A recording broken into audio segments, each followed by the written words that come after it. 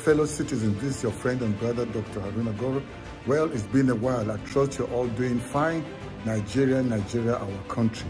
You know, with what is going on now, we can't just be sitting and watching and just allowing these people to keep on messing this nation. You know where the economy is, the state and the current condition of the economy, insecurity, name it, everything is just messed up.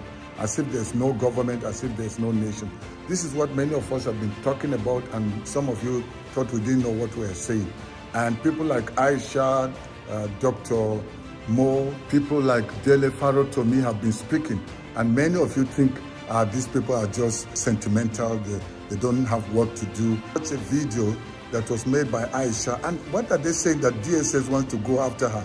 Femi, the chief of staff for this illegitimate government, came out talking about bringing a law to regulate social media usage. The same person that was using Twitter before, now X, and he used it to criticize the Jonathan government. Do you know that Tinubu with Buhari and many of the current rogues that call themselves leaders in the nation went to protest, and now they want to say protest is wrong, and they're talking about people must be regulated on social media and what they say.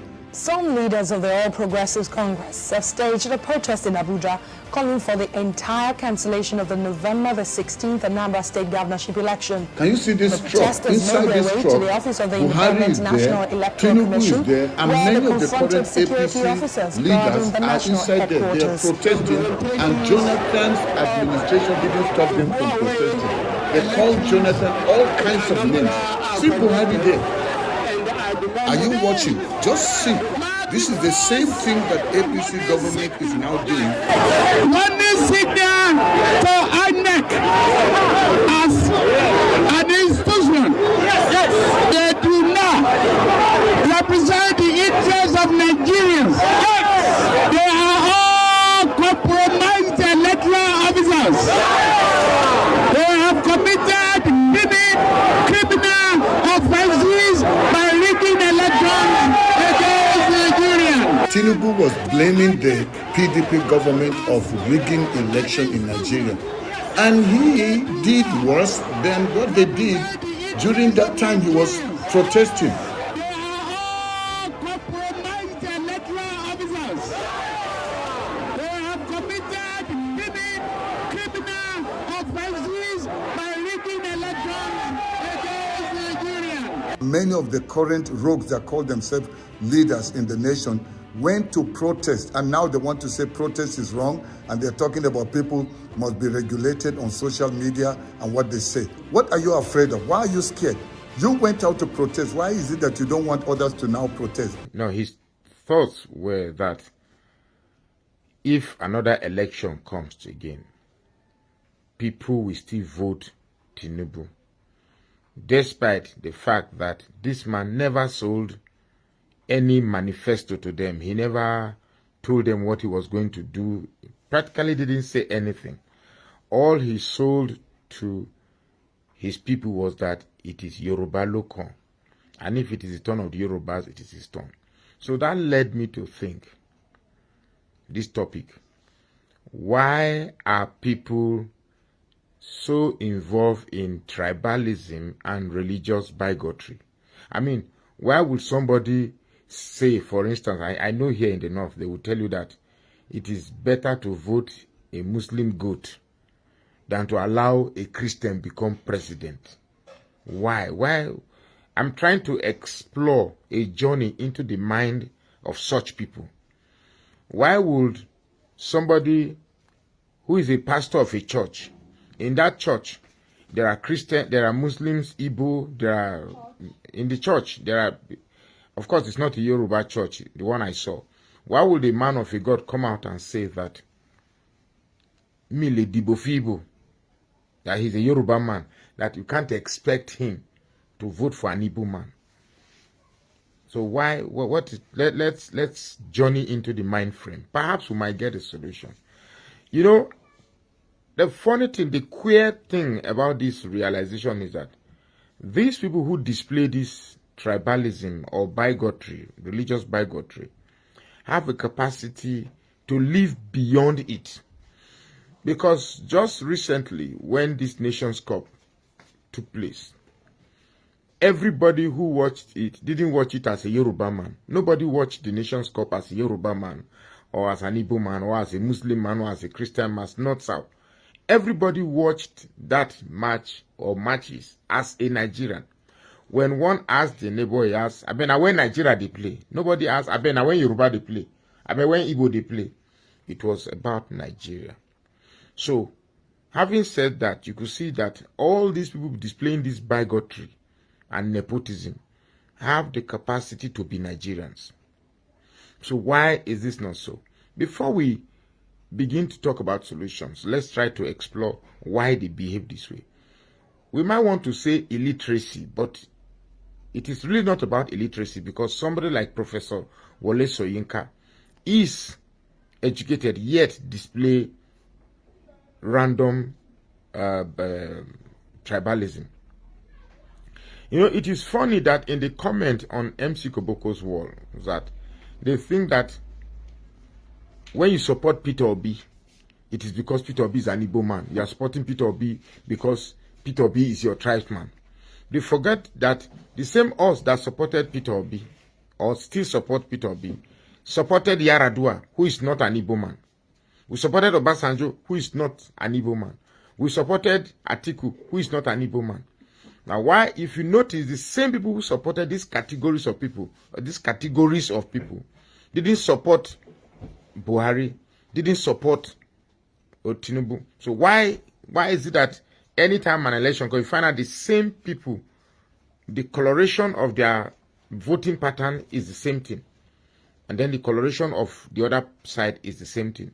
One is guided by religion. One group, as I've come to discover, is guided by religion and tribalism. The other group is group based on perception of what they feel will be good. So the part of people that I'm concerned about are those that are spoilt by this bigotry. I think the fundamental reason why people indulge in this type of bigotry is hatred. Pure, simple hatred. Somebody would say that the supporters of Tinubu, it appears that the only reward they have is that an Igbo man is not president. That's just it. Somehow some politicians have been able to sow in them that sometime in the past, Igbos did one thing, and then the whole... In fact, permit me to say that it appears that some Yorubas are very good at keeping malice. They don't forget. And the same to the Fulani. Perhaps that's why they have some sort of commonalities. They don't forget. So the biggest reason why they feel they can't vote for any other tribe is hate. But the irony of it is that you want to become president where you rule the Igbo man. But the Igbo man cannot be the president where he rules the Yoruba man. Which leads me to the next reason why we have this thing. Pride. Pride. That's all, or let me put it, tribal arrogance. The Yoruba man feels other tribes are too small to rule over them. Same thing for the Fulanis. They believe that other tribes, they have this contempt for other tribes to rule them. So why? Just why? Then another one is this tribal selfishness, or let me sum it up on crowd mentality. You're more comfortable to be led by those you identify with in certain trait, either the trait of religion or trait of tribe. You're more confident just having my fellow Yoruba man be my president, that's all. Or just confident, say my fellow Muslim brother be my president. Which lead to the last one, lack of trust. You believe if power is with the Igbo man, tendency that the interest of the Yoruba man will not be taken care of. Or if power is with the Igbo man, tendency that the interest of the Fulani man will not be taken care of. But the truth is, as a president, if you have this mentality, just like Tinubu now with the same mentality, tendency that you are not going to look for merit. Your merit will be focused on choosing people only from your ethnic region. Exactly what Tinubu is doing. Today, the Yorubas are in charge of central bank, they're in charge of the police, they're in charge of the judiciary, they're in charge of virtually almost everything. They're in charge of NMPC. The country cannot continue this way. The country cannot continue this way. And the only way we can stop this devilish tribalism is not from people like Tinubu. Can never succeed. That's not, because it is not in its nature to be fair. Someone who tells you can snatch, grab and take it by force and run away with it. It is not in its nature. Someone like Buhari, it is not in its nature because they don't believe in the equality of ethnicities. They don't believe in the equality of religion. Someone like Buhari believes in the superiority of Islam. And other followers of Islam who believe in the same mindset will follow him. People like Tinubu believe in the superiority of Yorubas. So others who share in the same thought will follow Tinubu. That is why if they bring out Tinubu today, because of the mentality of the superiority of Yoruba people, because of the mentality of selfishness, because of the state of hatred, the capacity to hate, they will vote Tinubu again. Even in the face and the realism that Nigeria is dying, they will vote. Finally, such people who engage in this tribalism and religious bigotry, they are very, very short memory and they are myopic. They lack the ability to foresee what their future, what their action will cause in the future. And let me tell you, those who vote Tinubu actually believe that give Tinubu some time, things will get better. But the truth is that the man never told you what he's going to do for this country to get better. He never told you anything. All he told you, he wants to be president. I want to be president. Emi Loko, our Loko, Yoruba Loko. And the sentiment that drives your Yoruba supremacy is what has led us here. Today, Yoruba is everywhere. What has it done? Buhari came and flooded Fulani everywhere. What has it benefited the Fulani people? Now, until we give merit a chance, we will never get it right. For us who supported Peter Obi, we didn't support Peter Obi because he's an Igbo man. We didn't support Peter Obi because he's from the East. We supported Peter Obi because he told us what he was going to do and how and why he will achieve it. He didn't say it is Igbo's turn. He didn't say it is a Southern turn. He just said, do not vote for him because he's an Igbo man. Such a person would have really delivered the good. Stop the religious bigotry. Stop tribalism. My name is Magnus Oraka. Please follow this page and share this post now. The president was watching football, meaning he had a leisure time. Now Gen-Z president will get it. The president was watching football and we had pressing issues. The chief of staff go there, go they open, he got a map for book launch, go they talk, say they regulate social media, say social media has become a menace. Go and say to the common man what menace is all about. We don't share dictionary, we know what menace be now. Menace means threats. Threats. With the church now. Now waiting we see, we talk. Now waiting we see, we talk. And now waiting we don't see talk, neither put to now. Wait there for up level for check and balance. Go ask Nigerian police today. They greet citizens, they respect citizens. Even if it not start well and not end well, but there was a paradigm shift. Somebody say Rabadosh. There was a paradigm shift. So you don't come and regulate what is giving us joy. All you need to do is to provide credible source to debunk what is being shared. You don't regulate the people. You don't restrict the people. That is our fundamental human right. You Femi Bajamila, take your time. Now she will start what they say you do. Take your time. They not tell me go they talk about that. Mr. President don't tell us say social media they give them BP. Say I don't go there. They abuse the hell out of me. Insult na part of administration. If you cannot take the insult, don't sit there. So we are not a threat to your administration. Do the right thing, and when you do the right thing, we will support you. Now there will be threats to us. So if we will talk now, says APC has become a menace to the society. How will you feel? How will you feel? You have become a menace. You have become a threat to the people. Because from the day you people began your administration, it started as problem. As we are right now, Buhari is even better than Tinubu. Buhari as, oh God, Rabadosh. But we pray for this administration to prosper. Because if it's better for Nigeria, better for us. If you say we want to pray make una fail, we not dey pray make una fail. We want make it better, but una no want make it better for us. And if it's not better for us, not better for una. Not be swear, na life. Gentlemen, our heart goes out to the Wigwe family and the Ogumbajo family. Tributes have continued to pour in. For Dr. Herbert Wigwe, Nigeria's President Bola Ahmed Tinubu, President of France Emmanuel Macron, Presidential candidate of the Labour Party Peter Obi, Chairman of Heirs Holding Tony Elumelu, and billionaire philanthropist Femi Otedola, among others, have paid tribute to Herbert Wigwe and Abimbola Ogumbajo, who they describe as two of Africa's brightest minds. Tinubu, in his tweet, wrote, "I am shocked and deeply distressed by the news of the passing of Mr. Herbert Wigwe, a distinguished banker, humanitarian, and entrepreneur, and Mr. Abimbola Ogumbajo, the former group chairman of the Nigerian Exchange Group PLC, along with members of the Wigwe family, Herbert's wife, Chizoba, and son, Chizi.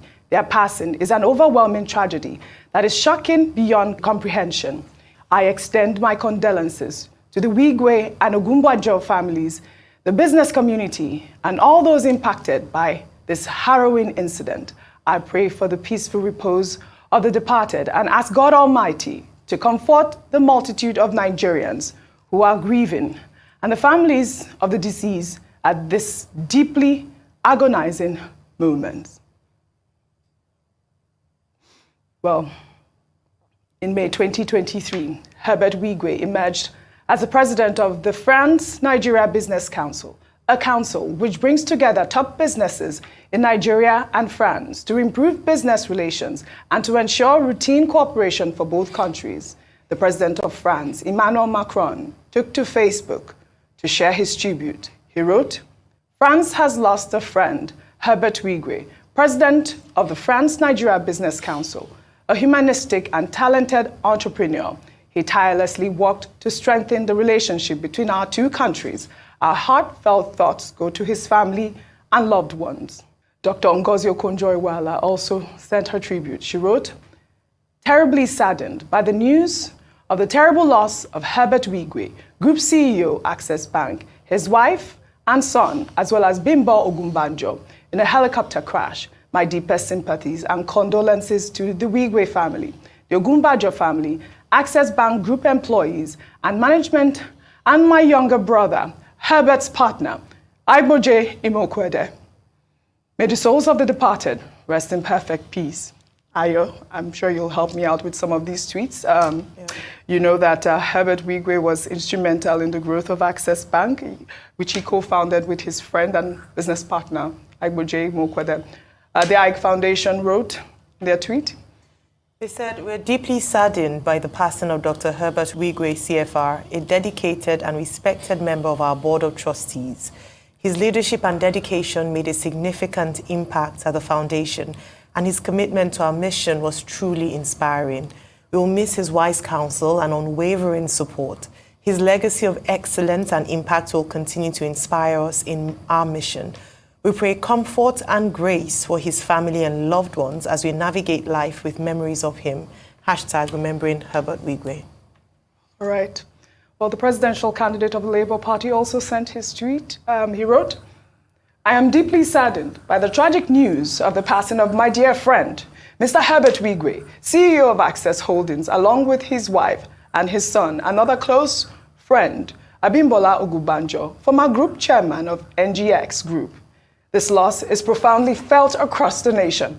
I first met Herbert during his early days, on the brink of starting his marital journey. I vividly remember assisting him in preparing for his traditional wedding and being there for the ceremony with his wife, Chizoba, from Machina, Anambra State. Since then, I've maintained a connection to his endeavors. In my own modest ways, Herbert, a determined and forward-thinking individual, led Access Bank to new heights, following his brother, Adeboye Agimokwede. His noteworthy contributions extend beyond the professional realm, with commendable philanthropic efforts in health and education, exemplified by the establishment of Wigwe University, showcasing his deep commitment to education as a driver of development. The loss of such an exceptional individual reminds us of life's fleeting nature, encouraging us to live with a purpose that contributes to the betterment of humanity. Well, Tony Elumeli wrote, "Tribute to great lights, true patriots. The news of Herbert Wigwe's and Bimbo Gumbanjo's untimely passing is terribly sad and distressing. Nigeria, indeed Africa, has lost two of our brightest minds. I admire them both, and we all share the desire to drive Nigeria's transformation. Herbert was an exceptional talent, committed to advancing the banking and financial sector in Nigeria with Access Holdings. Likewise, Bimbo's tenure as group chairman of the NGX Group was distinguished by excellence. Both will be sorely missed by all. Their leadership and entrepreneurial drive will continue to serve as shining examples to millions of our young people." Well, billionaire businessman Femi Otedola also took to Twitter. He wrote, "I am shocked and saddened to hear of the loss of a banking genius, Herbert Wigwe, his dear wife, Chizoba, and first son, Chizi. Exactly 2 weeks ago, Herbie and his wife hosted myself and Aliko to dinner at his newly built home in Lagos. I will cherish and fondly remember my memories of time spent together with him over the years. Herbie, we will all miss you. Your legacy will live forever." I'm not sure, over the weekend there was this tweet of Herbert Wigwe, which, people were saying he had some sort of premonition, ahead of his demise.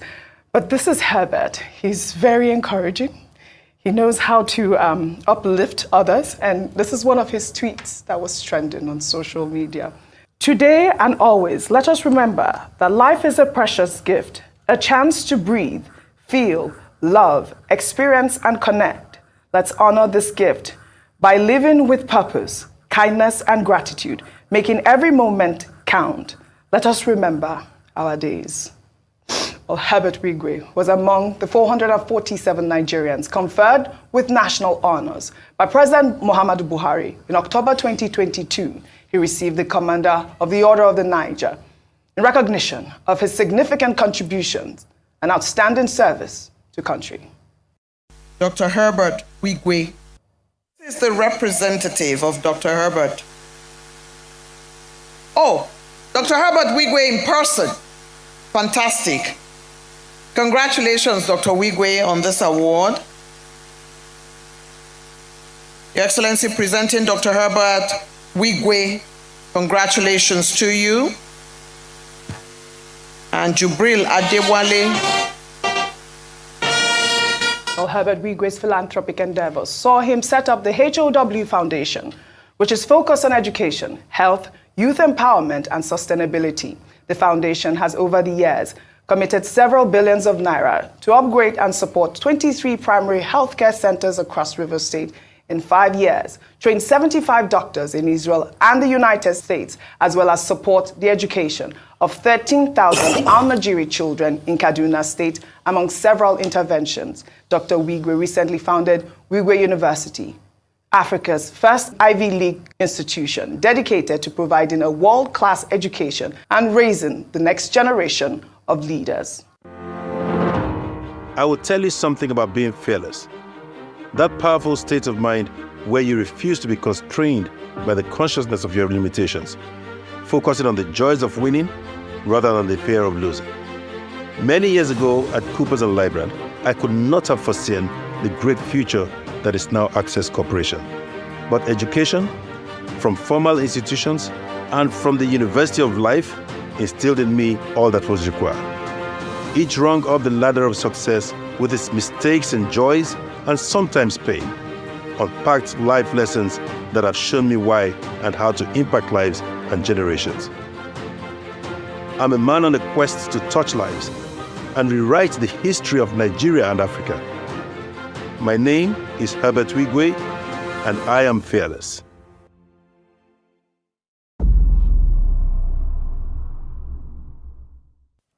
A man on a mission to touch lives and rewrite the history of Nigeria. Herbert Wigwe, you will surely be missed. May your soul rest in perfect peace. Dr. Abati. Okay, just two quotes. All right. Good morning, good afternoon, good evening to every one of you. Thank you very much for your time with us. You see that video, right? I was so emotional.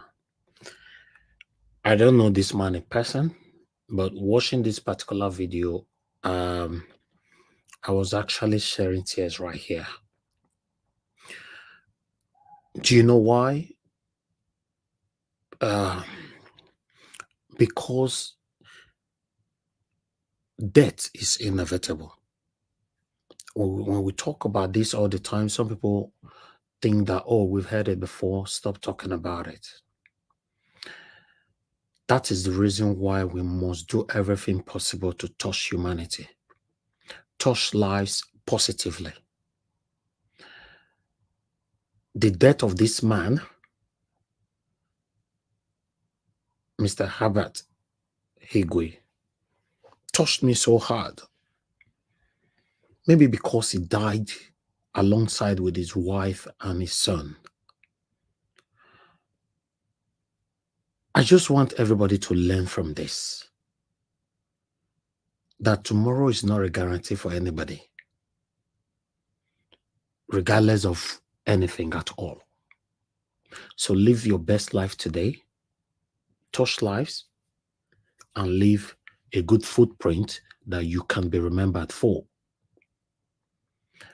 Like I've said before on this platform, I've asked so many of you, how do you want people to react when your name is mentioned? Maybe after you've gone, or even when you're still alive. How do you want people to react? Because some of you today, when they mention your name, people spit. Some of our leaders today, if not all, when you mention their names, people spit. Some of the citizens, humans, when you mention their names, people spit. In fact, some people vomit. Now, you that is still breathing today, you have the opportunity to change anything. Your yesterday is history. You can make your today and your tomorrow better. How do you want people to remember you? I don't know much about this man, apart from being the CEO of Access Bank Holdings. But the best or the few that I've researched about him, he was a good man. He cares so much about his people. I've not seen anybody from his village or from his state that is talking bad of him since he died. But I've seen one or two people that have died in my state, for example. Prominent individualism. That in tomorrow, when you mention their name, people still curse them in their grave. Yes, some of you that is from Edo State know what I'm talking about. I'm not here to mention names. We have one or two billionaires that have died in Edo State. When you mention their name today, people still curse them in their grave. How do you want to be remembered? Or what do you want people to remember you for? I come on this broadcast every day. I'm not doing it for you. I'm not doing it for me. I'm just doing my best to see my country better. Even though I know I don't have the power, but the small tools that I have is what we are utilizing right now. Me and my wonderful panelists, my wonderful callers, my wonderful commenters, and my wonderful spectators as well. That is what we are doing. We don't have the power to change anything rather than do what we're doing today. I know a lot of people that have platforms that is even bigger than mine. They don't want to talk about anything to do with Nigeria. I'm not blaming them. That's fine. Everybody have their own way to live their life. They have choice to live their life how they want it to be. But one thing is this: how do you want to be remembered, or what do you want people to remember you for? Dr. Herbert Wigwe, I wish you can foresee your death. He wouldn't have traveled to America. You that is listening to me right now, you are not sure of the date. Yes, that particular date that you and I are running away from. That date that you and I are rebuking every day. That date that you and I are praying against every day. We are not sure when. That is why you must make your today better. Your yesterday is gone. Your today is the most important thing, so that it can affect your tomorrow positively. Good morning, good afternoon, good evening to every one of you. Thank you very much for your time with us. I appreciate you all. Mother of all, Mommy Diaspora, thank you very much, Mommy, for all you do, for your prayers, for your support, for everything you're doing. I appreciate you. Thank you very much, everyone right there. May God bless you all. I can see Oriomi. Thank you very much. Patience Demodia. Thank you very much. Madapachata Gujumi. Thank you, Abu Azi. Ikoro. Thank you very much. I appreciate you all. Sin TV. Patience, and many, many more. And God bless you, my people. Help us to press on the like button. Help us to share. Let's do this together. I've tried my best showcasing many people already. Stella Afeni is right there with us as well. Emmanuel Shooks. Upright TV. Thank you. Thank you. Mama H. Oh, I can see right there, ma. Thank you very much for joining us once again today. Thank you very much, everybody right there. Peggy Modi, Love of God is my strength, Rosie Ayosh, and many, many others right there. We have just one video to go, then we will now come to articles. Let's listen to what Oshiomhole have to say here, quickly. Thank you. God bless you all. Let's begin. Things are not... Nigerians, for a moment, with the football, seems to momentarily forget all of the troubles. But you have a feeling that there is a whole lot of hardship in the land, and maybe for a moment, the government under the Bola Tinubu administration might be losing grip on the control of the economy. Well, this is not my understanding why you invited me, but there is no denying the fact, and I think even the Mr. President appreciate the fact that cost of living is rising.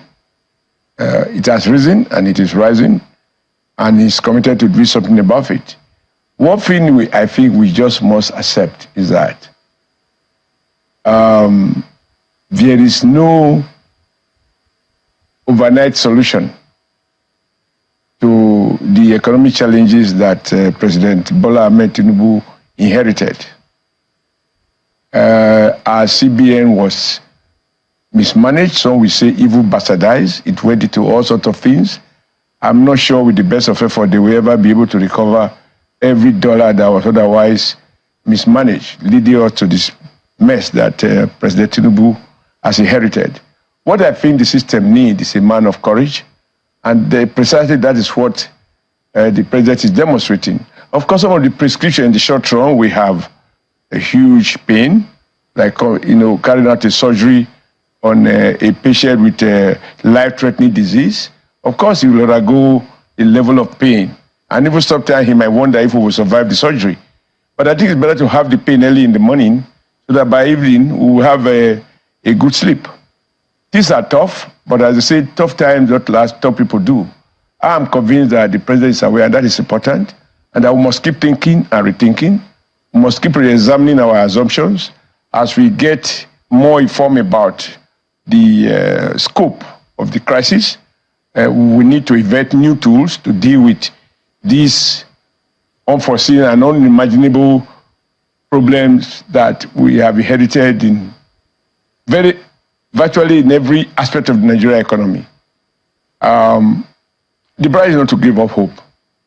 Like somebody said, if you meet children crying and you want to make them happy, maybe you should just go and buy ice cream and give them to eat, and once they are eating it for as long as it lasts, they'll be fine. But once it's over, the hunger remains. So I think some structural, there are a couple of things that this government has to do, which is doing. What I'm excited about is that the president has the will to do the unusual. Now, there will always be a time lag between when policies are formulated, when they are put in place, and when the benefit of those policies begin to manifest. It can never be a 6-month program, unfortunately. I wish it could be faster, but it can be. And unfortunately, what has also compounded this problem is the fact that at this point in time, most countries around the world, developed and developing, their citizens are experiencing various levels of hardship. I have traveled to the US and I watch TV, CNN, and I see Americans, middle-class people, talking about challenges of paying their bills. I've seen a British guy lamenting on BBC talking about, oh, I can't afford my breakfast anymore. I sort of have to cut that to 2 meals a day. Comrade Oshiomhole, you are here, or you put in all efforts to deceive the gullible Nigerians all the time. You know, I like you for that, because obviously you know you're not deceiving all the Nigerians, just the gullible ones, the same gullible ones that they see singing the praises of Tinubu today. You saw people complaining about the abuse in America. You saw people complaining about the abuse in the UK, or you watched them. But the beautiful thing about it is that you didn't watch anybody talking about the insecurity in America or in the UK. You could not address that. You did not see anybody complaining about kidnapping and raping people. And, you know, there's a word I want to use because of YouTube. They cut people's head, they throw away. You don't see that one. You don't see that one for UK or America. But you are here saying that, yes, obviously, everybody already know that people complain over the abuse all over the world. So what is there to tell us? It's very sad. It's very sad when you see people try to defend the indefensible. This is one of the people that is from my state that I talk about all the time, especially or most times when some of you are trying to breed tribal bigot into this platform. I normally let you know that we have the same satanic people in our state. It's not about Yoruba, Hausa, or anybody. With the same people you blame in the northern region, we have them in the south. We have them in my states. We have them in Lagos. We have them in Yoruba, Igbo, Hausa, every tribes. Oshiomhole is from my state. It's from my state. Let's move on. So everybody has to cut down, you know, but we have to admit that there are challenges. But this is not a reason to pity the president, because like I always say when we ask him, he asked for the job. He knew this is not about ice-making machine. He knew he has to fix a country that was deeply in crisis. Some of them deliberately created, others inherited, and so on and so forth. But aware of this, he has offered himself, and he is determined and he has what it takes to get it fixed. There could be some mistakes along the line. What we must avoid is not to resort to panicky measures that may be counterproductive. So we must ensure that all the policy choices we make are sustainable, and that in the long run, Nigerians will look back and say, oh, we thought it was over. Here we are. That is my hope. There's no denying the fact that there is there are challenges across the country. You know the scenario playing out is that when people are at the helm of affairs, there is a possibility that they are detached from the feelings and the pains of the average person.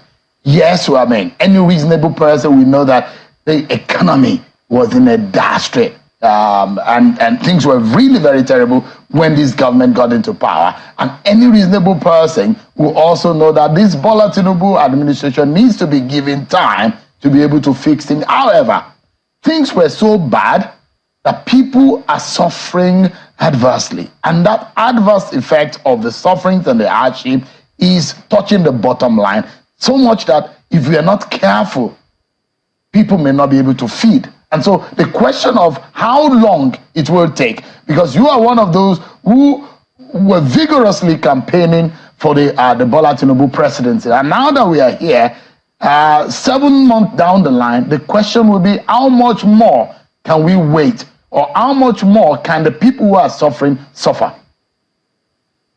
Well, I think you are contradicting yourself with due respect when you say, how did you put it? Something like painful and whatever.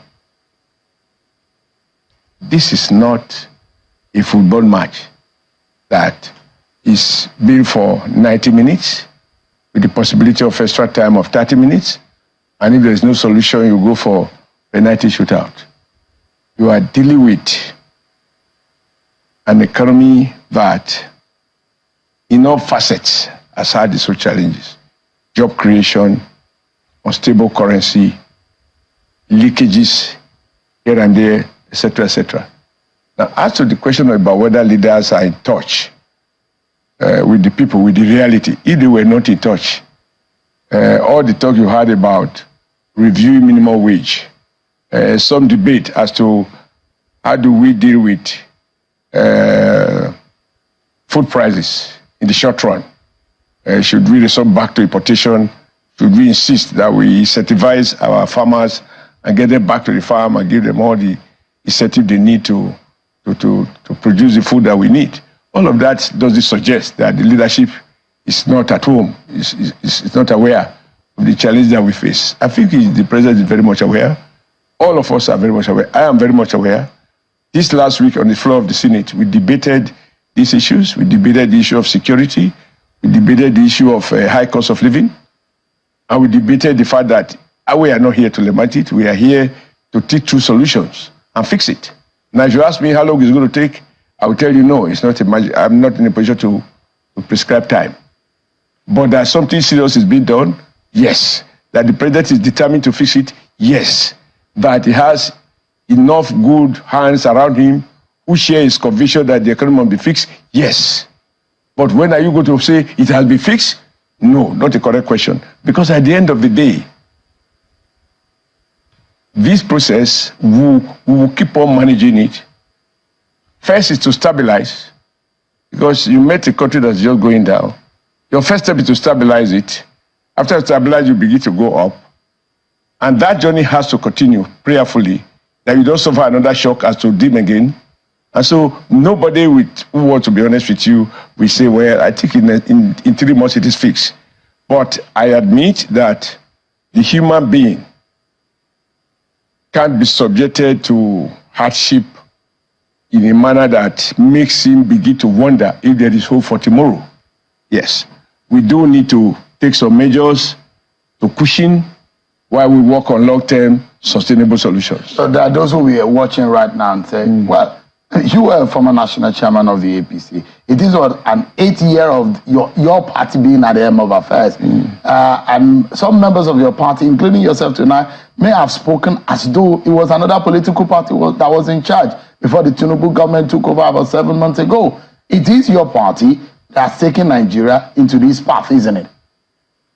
Well, it depends on what you understand. I have always said, even at this station, and when I was in the Nigerian Labour Congress, if there is conflict between what I consider to be Nigerian national interest and a political party, or indeed any other organization that I belong to, I have no hesitation in subordinating my party interests to the bigger national interest. I have also argued that all the political parties put together, they are not up to the subtotal of the Nigerian nation. So my first loyalty is to the Nigerian nation. And yes, the fact that we belong to APC, at a point, if you follow the bill, you were too busy maybe in Abuja. Even before the last president left office, I lamented aloud, queried aloud, and denounced aloud what I saw as reckless policies that were designed to dehumanize a population that was already in pain. And I thought that that is not what the then president promised. And I said I dissociated myself from those policies. And I'm happy that I wasn't the only one. There were governors who felt so strong that they approached the court to deny some of those policies. It is the long-term, some of the consequences of those policies that we are still grappling with now. I am on record as saying that those who say our currency will expire, not due to our own fault, confiscating our currency, but with the change of government, they will expire. And our currency will be valid. And this has come to pass. There is no denying this. Yes, it's our party platform. But like Tinubu also said, he was never a minister in that government. He was not an advisor in that government. He never took contract in that government. And then we cannot be held responsible for what the government did right or did wrong. But I don't think tonight you want to, I really don't find any joy. Because like I said to my colleagues on the Senate, I did come to Abuja to lament. Let's think of what do we do differently to fix it. So because anything that has to do with overflogging what we didn't do right yesterday, I'm not sure how helpful is it. It's not exciting to me to discuss. And I don't think Nigerians want to hear that. It's just the sensibility so of whether it is my party or it's not my party, or it's somebody else's party, it's about bottom line is this problem must be fixed. It's about the sensibility of Nigerians. It's the same platform that have caused Nigeria these pains that we are complaining about. The same platform of the APC that has caused Nigerians this same problem that we are grappling with today. That is only half of the truth. Well, is it not the same APC that was in power for 8 years, comrade? Exactly.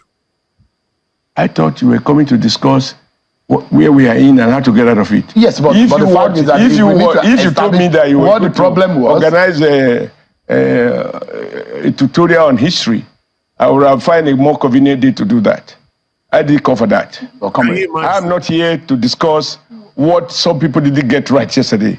I am here to discuss what we must do differently and fix the challenges that we face. Do you know why Oshiomhole cannot discuss the past? Because the past belongs to their satanic APC. For example, the past was Peter Obi, Labour Party, or even Atiku, PDP. You would have been happy to discuss it tonight. You see, the hypocrisy is wearing them agbada. Everywhere they go, you don't want to discuss it. He's not aware. Tinubu and his cabinets have complained over and over again. They have blamed the previous administration.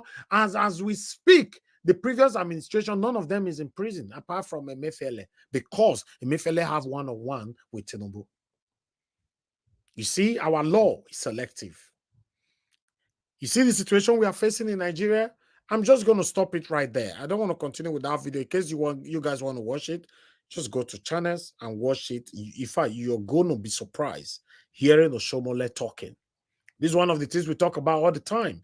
When I try telling people, don't come here to say, oh, now the people where your people for Yoruba cause the problem. Now the people will be Ahunsa and I cause the problem. For this, Oshiomhole na Ahunsa man. Some of them, where they fight the Northerners, they fight them. They put knife for Oshiomhole neck, say, you must do what we want you to do, or what we ask you to do. Please, let's be truthful to ourselves. Let's be truthful to ourselves.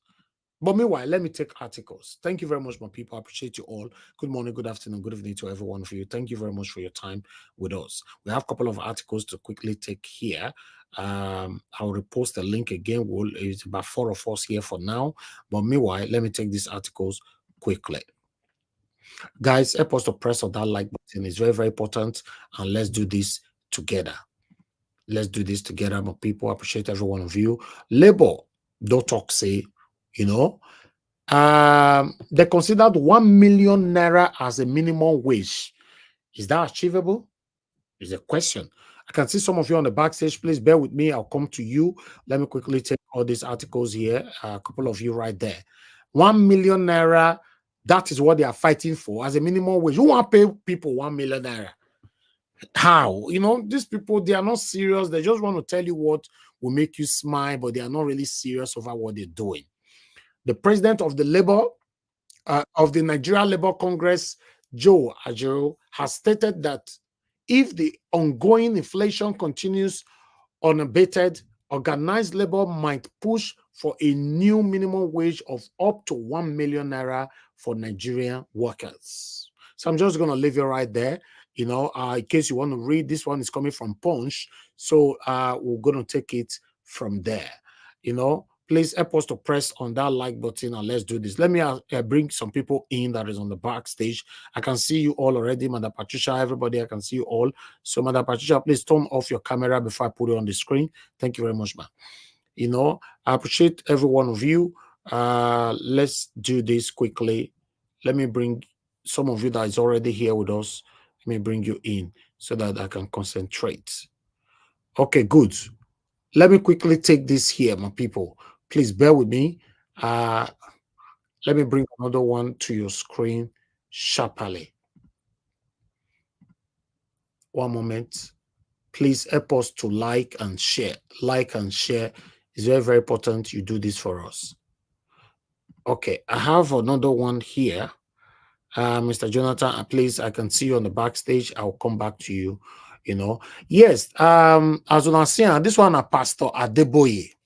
Pastor Adeboye, they trend everywhere. They trend seriously, not be small. It also come out today now. I don't know whether yesterday talked this one, but I know the video is also with us here. Some of them will say, oh, can we see the video? Because some people need verification before they will be listening to Adeboye they talk. Economic hardship, Nigeria need urgent spiritual help, to sort our economy. Make we pray so that our economy can be sorted out. The General Overseer of the Redeemed Christian Church of God, RCCJ, Pastor Enoch Adeboye said Nigeria need urgent spiritual help to overcome the challenges confronting the nation. I'm just going to leave you right there.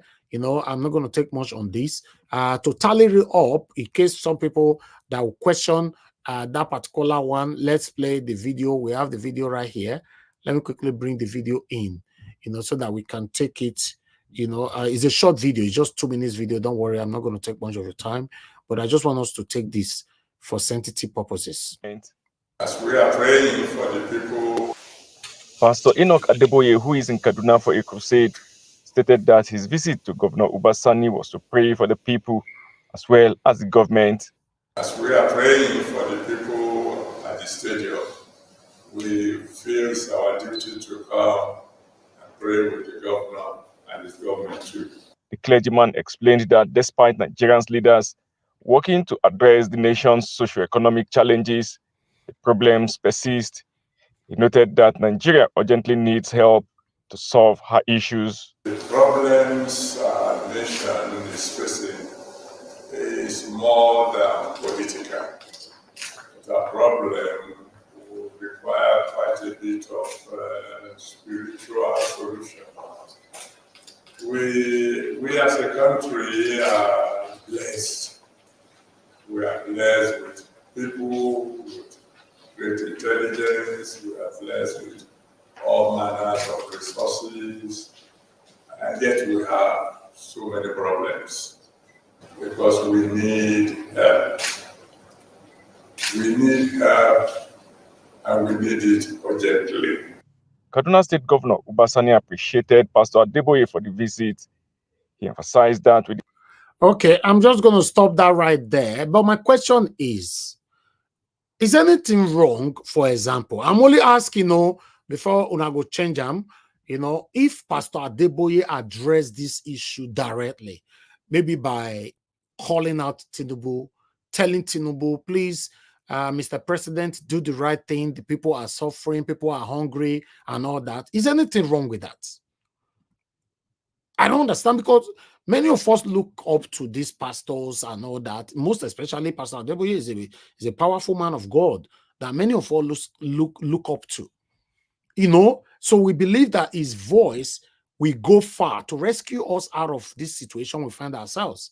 So is anything wrong? I'm asking, maybe some of you can answer this later when it gets to your turn, or maybe you can be answering it now on the comment section, or if you want to call in later. But it's a question. Why can't someone like Pastor Adeboye just say, no, Tinubu, this is wrong, sort this out with immediate velocity. People are suffering, people are hungry, and all that. We cannot exercise these patients and all that, blah, blah, blah. But when you see, men of God beating around like this, obviously Tinubu not going to listen to someone like me. Someone like Tinubu, somebody Tinubu will listen to immediately. Now, people like Pastor Adeboye. So, I don't understand. He said, make we pray, send a spiritual help. Now we need.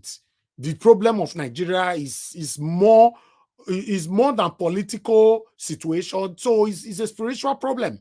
That we should pray. I will succumb to that. Make me start the prayer from my own platform. My people, I better make una close your eyes.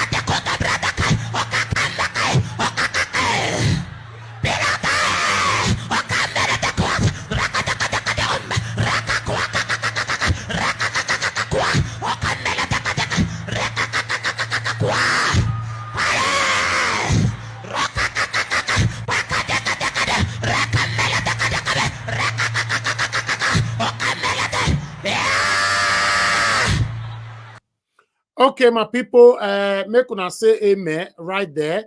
You know, I appreciate every one of you. You know, make una just, as we talk, make una say amen. Now, prayer, they say, make we pray, make Nigeria for better. And that is what we are trying to do right here, right now. You know, thank you very much, my people. I appreciate every one of you. We are still going to continue, but I'm going to take on a quick break so that I can continue what we are already doing here. But I urge everybody to press on that like button. Help us to press on the like button. Help us to share, and let's take it from here. And God bless you. No more bad government in Nigeria. Like that was the only media that have been consistent speaking against the bad government and for the purpose for reformers. Niger what yo?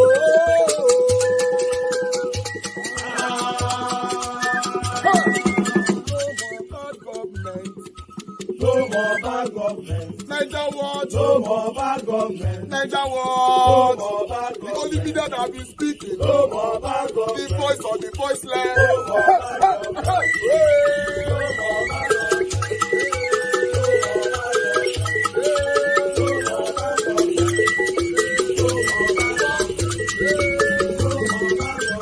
Niger what? No more bad government. For the poor. No more bad government. Niger what? No more bad government. Niger what media. No more bad government. No more bad government. No more bad government. In Nigeria. No more bad government. No more bad government. No more bad government. The only media. No more bad government. The #1 media in Nigeria. No more bad government. That have been speaking against government. No more bad government. Niger what? No more bad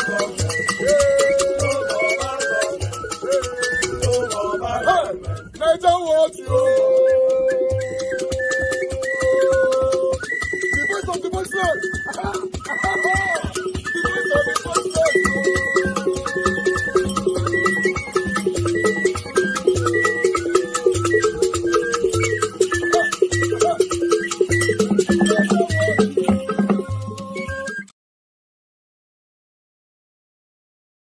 Thank you very much, my people. I appreciate every one of you right there. Thank you very much for the prayers. You know, I don't see anybody will say amen. You know, we don't pray. So we need to do the baptism right now. So I would like make I baptize Nigeria against Fulani man, against kidnapping. Because now the instruction where Adeboye give us now they follow. So I don't know about you whether you go follow on later. So I could baptize Nigeria for you, man. I baptize you in the name of Jesus. Have your way, Lord. Have your way, Lord. Have your way, Lord. I baptize you in the name of Jesus. Have your way, Lord. Have your way, Lord. Have your way, Lord. I baptize you in the name of Jesus. Have your way, Lord. Have your way, Lord. Have your way, Lord. I baptize you in the name of Jesus. Have your way, Lord. Have your way, Lord. Have your way, Lord. All right. Thank you very much, my people. I appreciate you all. Let me continue with my article right here. Can see a couple of you calling in already. Please bear with us. I'm going to pick your call once I'm done with these headlines. I'm just going to take headlines quickly, so we take it from here. You know, as you can see, the one that we already have right there on the screen right now. This one is about the Biafra. Let me quickly just take this. Bear with me, my people. God bless you all. I can't even find it. Okay, I got it now. It's on the screen, but I was looking for the main source. Okay, we shall resist any plan to establish cattle ranch in Igbo land. IPOB wants Southeast governors. The indigenous people of Biafra, IPOB, on Monday asked all Southeast governors to shun any idea of establishing a cattle ranch in any state in the Southeast region. So I'm just going to leave that one right there, because we hear them say, formation of the rituals now says some of the governors for them now, you know, no say this, some of these governors, they are just like, how do I put it on? They are like a slave to some of the cabals. So what did they tell them that they do? So this one, they come now say, in case before una do am, we don't know, make una not try on ourselves. Because remember where Obaseki, they want to do this thing that time. Me, myself, my crew, now we fight Obaseki, made this thing happen for Edo State. So this IPOP people, so where they do this thing, so I support waiting that they talk about for year. Because if you don't talk about it now before it happens, if you are not proactive enough, then it will happen tomorrow. You'll be blaming yourself. But meanwhile, I would like us to move on quickly. I have another article here that I would like to present to you guys. Please bear with me, guys. I just want to present all these headlines. You know, you don't necessarily have to talk about everything that I'm going to present to you today, but let me present all of them. As you can see, this one there, hunger worsened under your husband's watch. Emir of Kanu tells Remi Tinubu, they don't talk to Tinubu wife now, say, you know, what do they do when your husband, they treat us like this. Emir of Kanu, Aminu Ado Bayero, on Monday told First Lady Remi Tinubu that hunger and starvation have become more alarming since her husband Bola Tinubu assumed office in May 2023. So now maybe that the hunger and starvation door didn't start with this government. The situation has become more alarming and needs urgent attention. Mr. Bayero said when Mrs. Tinubu visited his palace on Monday. Mr. Bayero also decried the spate of insecurity in Nigeria communities and sought urgent actions to curb the menace. So I'm just going to leave it right there. In case you want to read more, yes, plenty. Go to People's Gazette, now carry this one. But meanwhile, I have another one for you guys here quickly. This one, they come from another man of God. After Adeboye don't talk, you just now another man of God for a year. Because wait me not understand about this, our man of God. Like I talk, they look up to them. Now they're supposed to be our voice. Because I believe certain people go listen to them first before someone like me. Nigerians, give Tinubu more time. Nation's problems will take 20 years to solve. Anglican Church. Now I talk this one. But the name, might tell my name quickly. The primate of the Church of Nigeria Anglican Communion, Most Reverend Henry Indukoba, has urged Nigerians to be patient with President Bola Tinubu. Now I talk that one. Mr. Iduka, who addressed journalists on Sunday in Abuja on hardship and insecurity in the country, said the problem in Nigeria would take at least a decade to fix. So it means even though Tinubu don't come out, what this pastor is telling us right now, say, Mona, not your wait, make Tinubu fix this thing, not fix Sam. Even though it don't come out, he's still not fix Sam. Wait, be patient at least for the next 20 years. This will be fixed. But meanwhile, this one is also coming from the People Gazette. I'm going to leave it right there. We'll continue. You can go read that one from there. But meanwhile, I have another article here for you guys. Don't worry, I'll be done soon. It's my duty to present everything that is happening in Nigeria to you. Because of the football way happened yesterday, another story don't happen for a year. Nigerian policeman loses AK-47 with 60 rounds of ammunition while watching Super Eagles against Cote d'Ivoire match in Delta State. Hey, God. How this one take happen? Eh? Police, you all lose gun, lose bullet, lose everything. How? What it happen because of the wash match?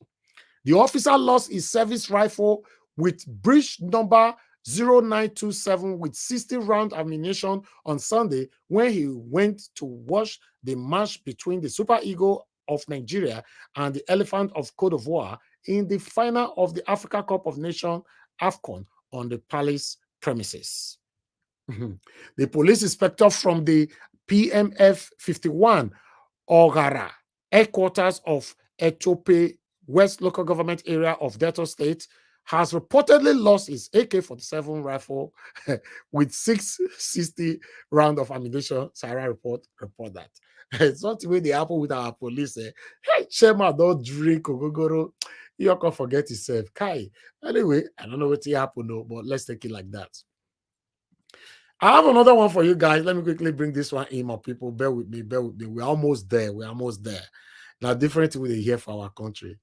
Okay, as you can see, this one, releasing Nnamdi Kanu is in Nigeria's interest. Afenifere Ohaneze, Pandef, others, Tinubu won against ethnic militia set up by Headers Union.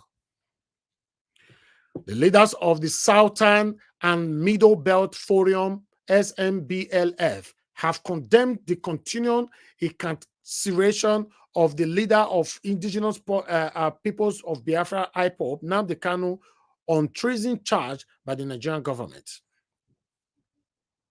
So I'll just leave that one right there. Everybody is talking. I like this. I like this. Nigerian government, we could not let this man die for prison. To be honest, we could not let this man die for prison. But meanwhile, what do I know? Let's move on. I have 2 more to go, guys. You know, if you want to talk about everything I've presented today, it's better you bullet point everything down. May not go forget. But meanwhile, let's quickly take this. This one now, Reno Omokre. I talk this one and say Tinubu is trying to fix the economy, Buhari destroy. Okay. A former presidential aide, Reno Omokre, has accused former President Muhammadu Buhari of destroying Nigeria's economy during his 8 years in office. At the end of Buhari's tenure in May 2023, Nigeria's debt had almost doubled from 18% to 35% of the gross domestic product, GDP. The Daura-born politician left inflation at 22.4%. So the economic hardship has continued under the administration of President Bola Tinubu, made worse by the removal of fuel subsidy and volatile exchange rates. So I'm going to leave that one right there in case you want to read more. This one is coming from Daily Post. I think we have only 1 more to go. Yeah, 1 more to go. Only 1. Yeah, I'm going to be done with my job soon. Then the panelists will take over. All right, Fayose, now I can't talk this one. So Fayose seeks law regulating social media usage. More here what you want to talk for here. Former governor of Ekiti State. Hi, all this distraction for here, man. You're the wrong left or right for our article, our mainstream articles distractions. Former governor of Ekiti State, Mr. Ayodele Fayose, on Sunday made a case for the regulation of social media with law for both platform owners and users to prevent abuse. Fayose should have been talking about the kidnapping that is currently ravaging Nigeria, but he's talking about regulating social media. Fayose said, unquote, social media has become very important to our existence, no doubt, but there must be regulations guiding its usage. I'm going to leave it right there. Politicians are fighting so hard to stop Nigerians in Nigeria from using social media to counter them, or rather to expose them. No people like us that live abroad. But meanwhile, I appreciate every one of you, my people. That is all I have for you today. Good morning, good afternoon, good evening to every one of you. Press on the like button, help us to share, press on $sign, support what we're doing here, you know, encourage us. Somebody buy me a coffee. I've been talking since, at least, as I talk finish, now, suppose to say, Naja Wash, take this one, take buy coffee. Everybody will they look me there, wait till they happen. Wait till they happen. I want to make a verse. Okay, I don't feel verse. Let me take some calls, then I'll come back to my panelists. Let me start with love. God is my strength. Thank you very much, madam, for calling in. Good evening to you. Please talk to us. And thank you to everyone on this platform today. Today is a new day, and we hope for greater days ahead of us. For those in Nigeria, we wish you well. For those of us in abroad, the Lord will be with every one of us. And I want to greet everyone on the panel that's going to bring out a very good debate for us today. And those one on the comment section who are writing and bringing out educative pronouncement, writing for us to get educated here. I say thank you and welcome. First of all, I quickly want to talk about Mr. Herbert. I want to commemorate with the family for losing this great man. He's a great man not only to that family but to all Nigerians. I've never heard about him before. This is the first time I heard about him, and I see the great work he's doing for the youth, building universities, trying to invest into people's life. That is one of the reasons why we are here. What are you here to do? What can you put into people's life? It's not just to have your money and keep it in your pocket. What can you invest to grow the society, to make a change? And just hearing about what this man has done, I think I have to say, yes, he was born in 1966, but he lived a good life. That's when you can say, yes, somebody lived a good life. He has done his bit. And the Lord will give them rest with the family and the children. Amen. Amen. Then number two, let me go to Oshiomhole and APC. Oshiomhole really surprised me. Oshiomhole does not know, he's a very arrogant, let me not use this word. He's a very, I don't know if you allow me this word, he's very arrogant. And why do I say that? Nigerians are suffering. Nigerians are looking for how to find food to eat. Nigerians are going through hell. All Mr. Oshiomhole will come is to be passing blame. And when Mr. Oshiomhole, you are passing blame, are you not looking at yourself in the mirror? And when you look at yourself, when you are passing that blame, do you see yourself at the other side of the mirror? You should see yourself there because it's the same you who was shouting for Buhari when Buhari was dead. Talking about him that is doing great. Now, all of you are passing the blame on Buhari. Is Buhari and Tinubu not the same party? Are they not the same APC? So why are they passing blame? Why are they telling that you look for how to solve the problem? It's telling us that it will take time. But we are not seeing any progress. We are not seeing any sign that something is going to be even good in 4 years' time. There's no movement since this man has come in your party, APC under Tinubu. It has become worse. Nigerians have gone, even there's no middle wealthy man in Nigeria anymore. All of them now are classified as poor. So, Mr. Oshiomhole, you have no argument. You have nothing to say, Mr. Oshiomhole. All of you to hide your face in shame. You and your principal, Mr. Tinubu, you have dragged Nigeria back 100 years back. There's nothing that is showing that there's we cannot even see anything. If we have seen everything that you people are doing, to say, okay, they are trying, they are going on the right way, they will say, okay, let's follow you people. But we can't follow you people because we don't see anything at the front. So, Mr. Oshiomhole, don't come and be terrorizing journalists, asking you questions, trying to put fear in them so that they don't answer, that they cannot ask you questions. That is not the way to do. Tell us which way we are doing something. This is the way. This is the way. Things will improve. Don't just come and tell us that, oh, it cannot be improved now. So Nigerians should suffer. But you are okay in your own house. You are eating 3 square meal. Mr. Oshiomhole, please, if you don't have anything to tell us, enter house. Number 3, Pastor Adeboye. I just agree to sir. I don't want to say anything, but just to say, since this APC party has started, I've now seen that you are now a member of APC. You are a member of APC because you told us before that you are not supporting any party. But since Tinubu has entered, you have been speaking on their behalf, telling us that dollars will be better. Naira will have strength. You go everywhere support telling us to be patient. Mr. Adeboye, are you a politician? You are not bringing out yourself to let us know that you are a politician, telling us that Tinubu cannot do it.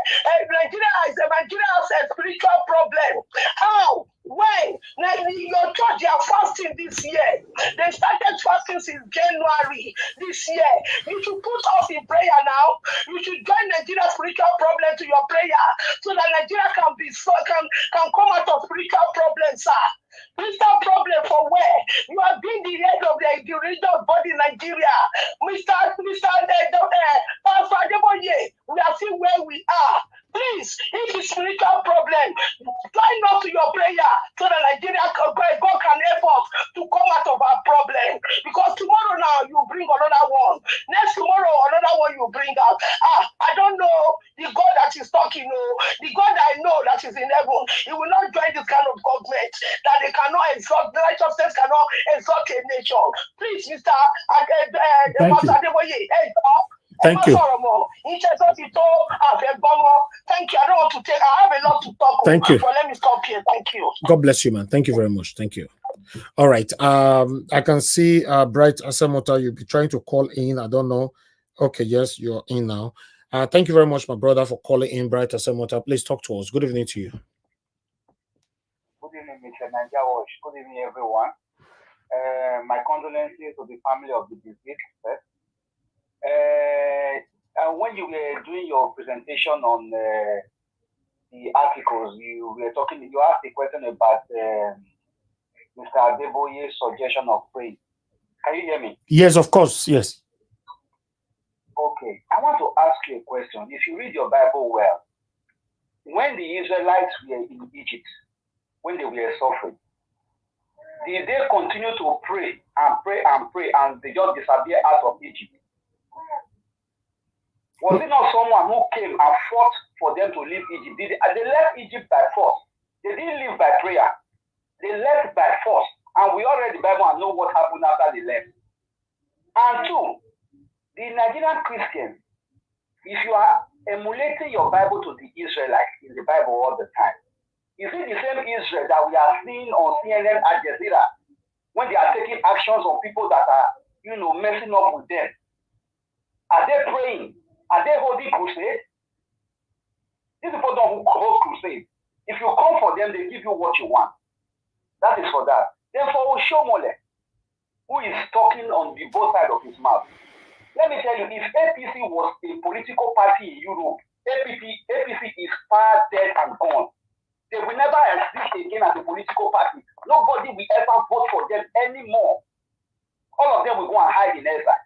It's only in Nigeria a party will come out and be blaming his own party that is what they met on ground, as if the party was an opposition party that they collected power from. Okay, you said you want to fight corruption. What Tinubu made, you people have to work with it. Is it not the same Nigeria? Somebody on that Buhari's government told us that we were having Nigeria Airways. That man that was in charge, have you any of you heard that the man has been arrested? As we speak, all those money he used in investing in Nigeria Airways, have they said Tinubu tenure? Have they brought that man? It's only a Emefiele that we are seeing on television, moving from court to court. All those other people that were indicted, have you seen any of them? If Tinubu was indicting all of them, calling them to proof, then we will say, okay, this man is different from the Buhari administration that left. He's not doing anything about those people, and we know those people. We knew how they embezzled money, how their policies were whacked. But you are blaming, saying that, the president, the former people in power, they were the one that funded the economy. I don't understand. If these people think that they are talking to a zombie, I don't understand. Yesterday, when I was watching the Nigerian football, I was praying that we don't even win. So I'm sorry to say, I was praying that we don't win. Because if we had won, APC would have used that victory to drag the Nigerian public for another 3 months to distract us. Now that everybody is back to base, it's time for us to focus on what to do. This is not the time to be talking and be talking and be talking. And the way our journalists in Nigeria give all these politicians grants. Let's listen, in Europe, if a journalist is asking a politician question, the politician will be hiding himself. He will be running a casket. It's only in Nigeria, somebody like Oshiomhole, we was also threatening this man on channel. The way he was talking to him as if they are not made, he should not go through to that end. If he was coming to expect those kind of questions, he would have not left his house. Just imagine. And this is the same person that will tell me tomorrow that he is fighting, he is defending my constituency. It's so sad. It's so sad. So there's somebody telling me to pray for another 10 years and 20 years. Let me tell you, Mr. Nanja, if you were 40 years when Buhari entered government, Buhari took 8 years, making 48. And probably this man will go in power now will take another 48. That means by the time these two people might have left office, you will be almost 60 years old. 60. Then you are gone. Then you'll be praying in heaven. These people, yeah, I don't know. That is why when people, can you just ask yourself, if you were God, Mr. Nanja Wash, will somebody be calling you to Nigeria and you will go there? With what is happening in Nigeria, will you go? If you were God. No, I'm just asking a question. No, just reason. Better not be God now. What he answered that question. No. I'm just trying to let us think abstract.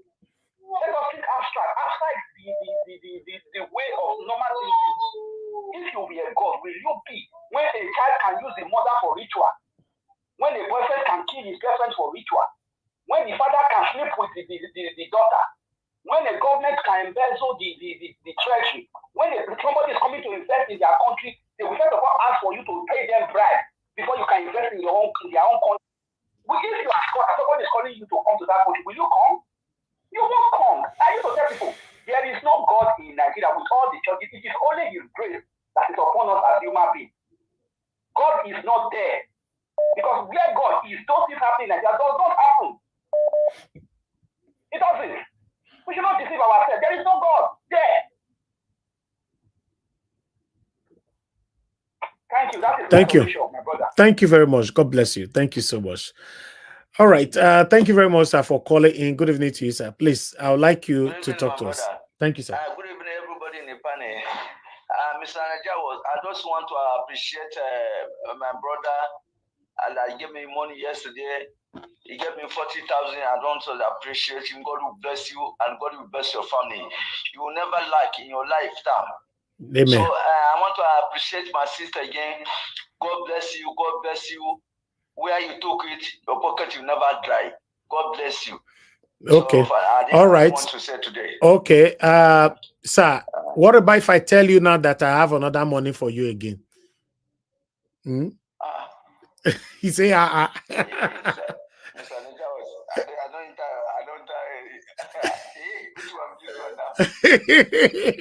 He said, I don't tire. You know, I have I get plenty money for you. I get plenty money for you. I have somebody send you 50,000 naira.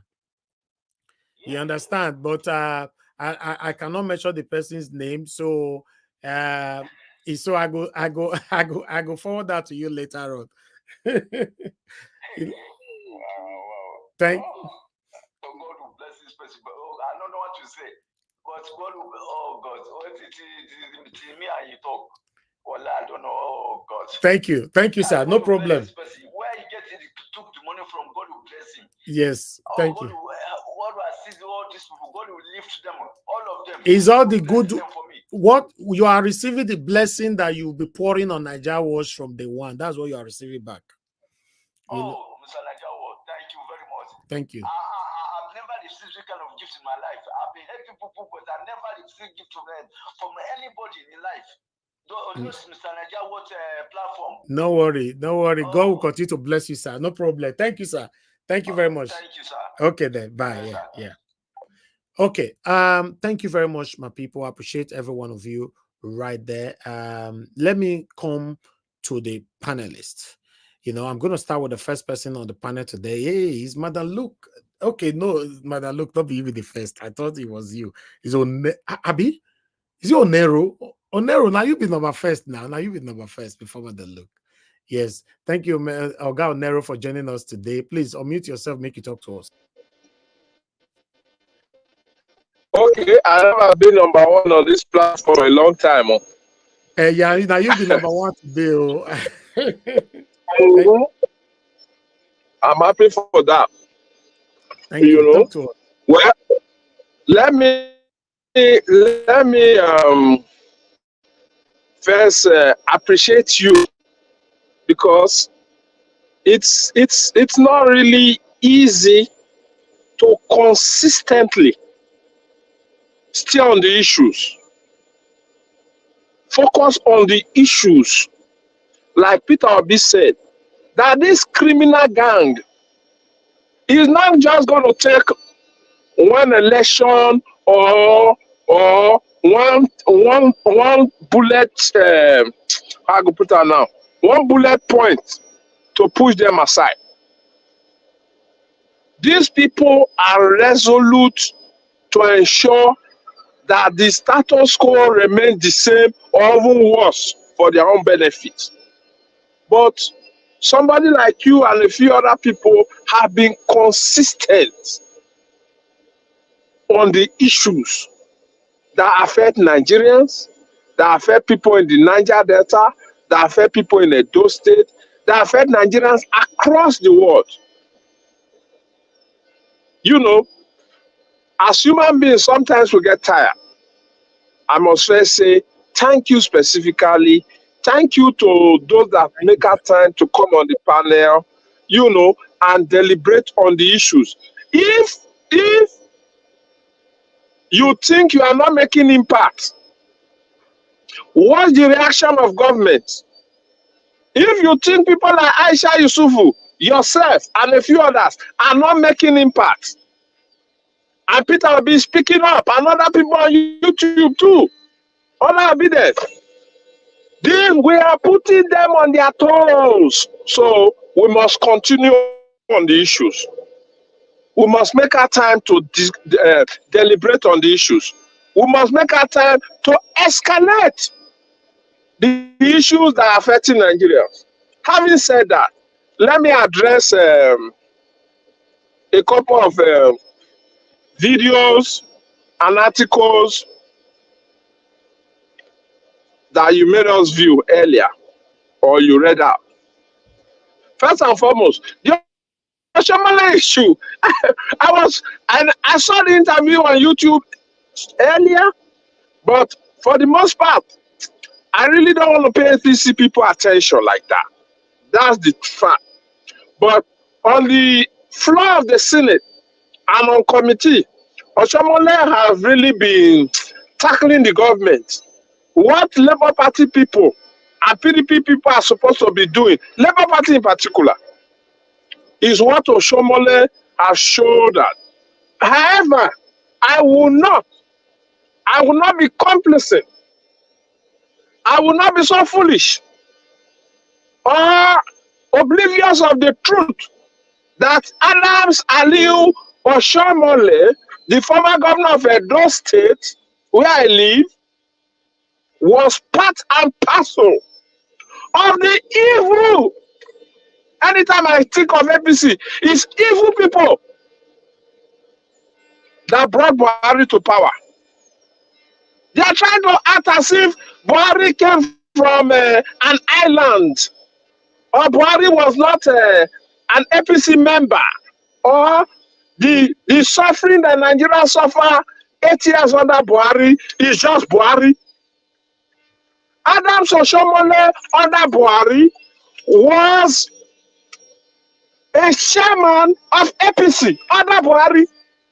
Adams Aliu Oshiomhole of Edo North, of Hardship to be precise, was a chairman of APC that plunged Nigerians, oh my God, I feel pain, into poverty, hardship, suffering. But like I said, and I told many people, my friends, my family, my classmates, Those I know here, some on different WhatsApp group, the Agbadorians and the APC supporters. After you people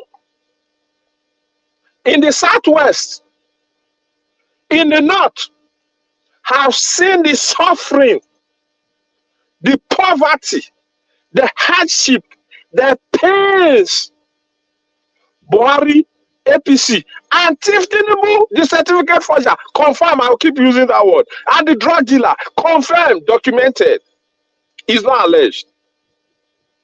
After you people have seen, experienced, endured the hardship, the suffering, the pain for 4 years, another 4 years, and you decided before the election, I also posted on my Facebook page, for those of you who don't suffer under this APC and decide that you people want to vote them.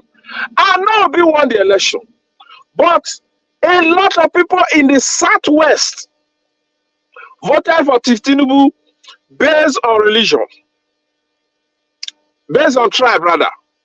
Those in the north voted for Tinubu based on religion. If after the 8 years of APC under Buhari, your eye not clear, you went ahead and completed, enabled, beat people on behalf of the evil APC, kill people, buy people, sorry to use the word K, buy people because of APC, evil APC. As far as I'm concerned, I have no sympathy for any Agbadorians that is experiencing the hardship and the pain. To God Almighty, I have zero empathy for any of them. I have made my decision. Except I don't know, anybody that voted APC in the last election, except I don't know. Of course, we know them on different platforms that we belong to. I told myself, no matter the circumstance, no matter the condition, no matter what it is, my penny, 1 kobo, 1 cent will never go to support any Agbadorians that have lived 8 years under APC, under Buhari, and decided that they want to continue their suffering. Then they must enjoy, they must smile, they must jubilate, they must put up a joyful spirit in their suffering that they choose to continue in.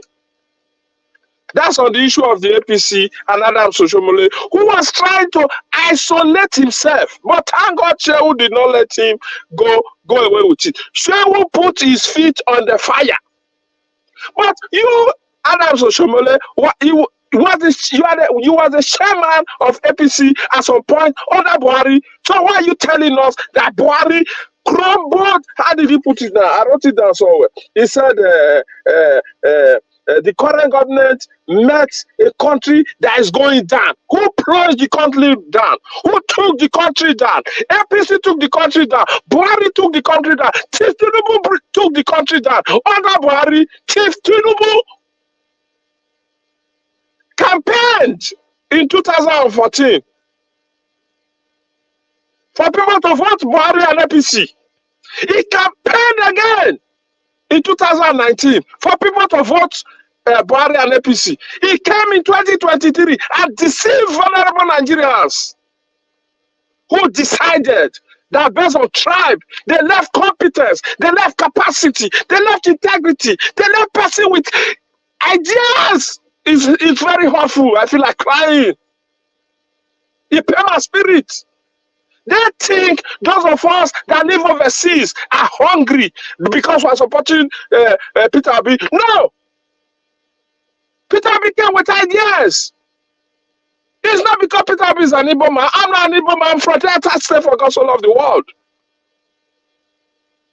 If the Southeastern people bring Russia Sokorosha or convicted Asujo Kalu or who else is there again from, none of us will support him. Even the other people will tell him go to hell. Or Big came, he gave ideas. He went to the north and said, there's poverty in this land. I will use the vast majority of the fertile land that are not being used for farming. We will develop it and use it to not only feed the nation, but to export and make us gain forex.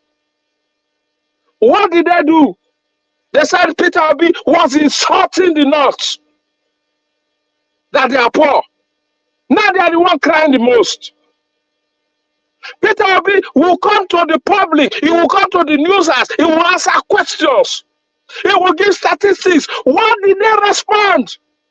Chief Tinubu went to Delta State, Ijoland, and Kiamo and Co were there. He said Peter Obi was reading statistics. Whether that statistics will go chop. If you don't know the problem, if you don't have the data about the problem, how do you solve it? I'm pained in my spirit. I'm angry that these people saw capacity, saw integrity, saw a man that's not corrupt. They choose the corrupt one. They choose the drug dealer. They choose the certificate forger. You now expect me to come and help you. It go ahead, though. It go ahead, it's not going to happen. That starvation that the emir of Kanu is talking about, until they wise up, it will become worse. On the issue of ranching in the southeast or any other part of the south, we cannot go back to what it used to be in the 80s, in the 90s, and in the 70s, where the Fulanis and the people that rear cattle move their cattle anywhere and they eat grasses. No. They must learn from how the Western world supply. The population of America is over 350 million people. They don't move cars around. The population of China is over 1 billion people. They don't move cattle around. Where the cattle are, they can build ranches in the north. It's a big industry for them, but they don't want to commit money. They don't want to commit resources. They don't want to put ideas in place.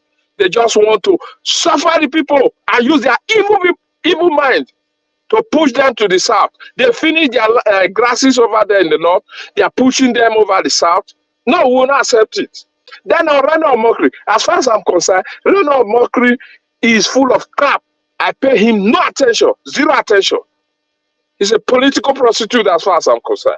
I think I want to leave the floor at this moment for other people to contribute. Sorry for my ad boss. I'm really pained. I'm really concerned. I'm really worried about what's going on, and that people saw it. It's not as if they were oblivious of the truth. They saw it, but because of peanuts, some of them decided to go the other way. Now they are lamenting. Thank you.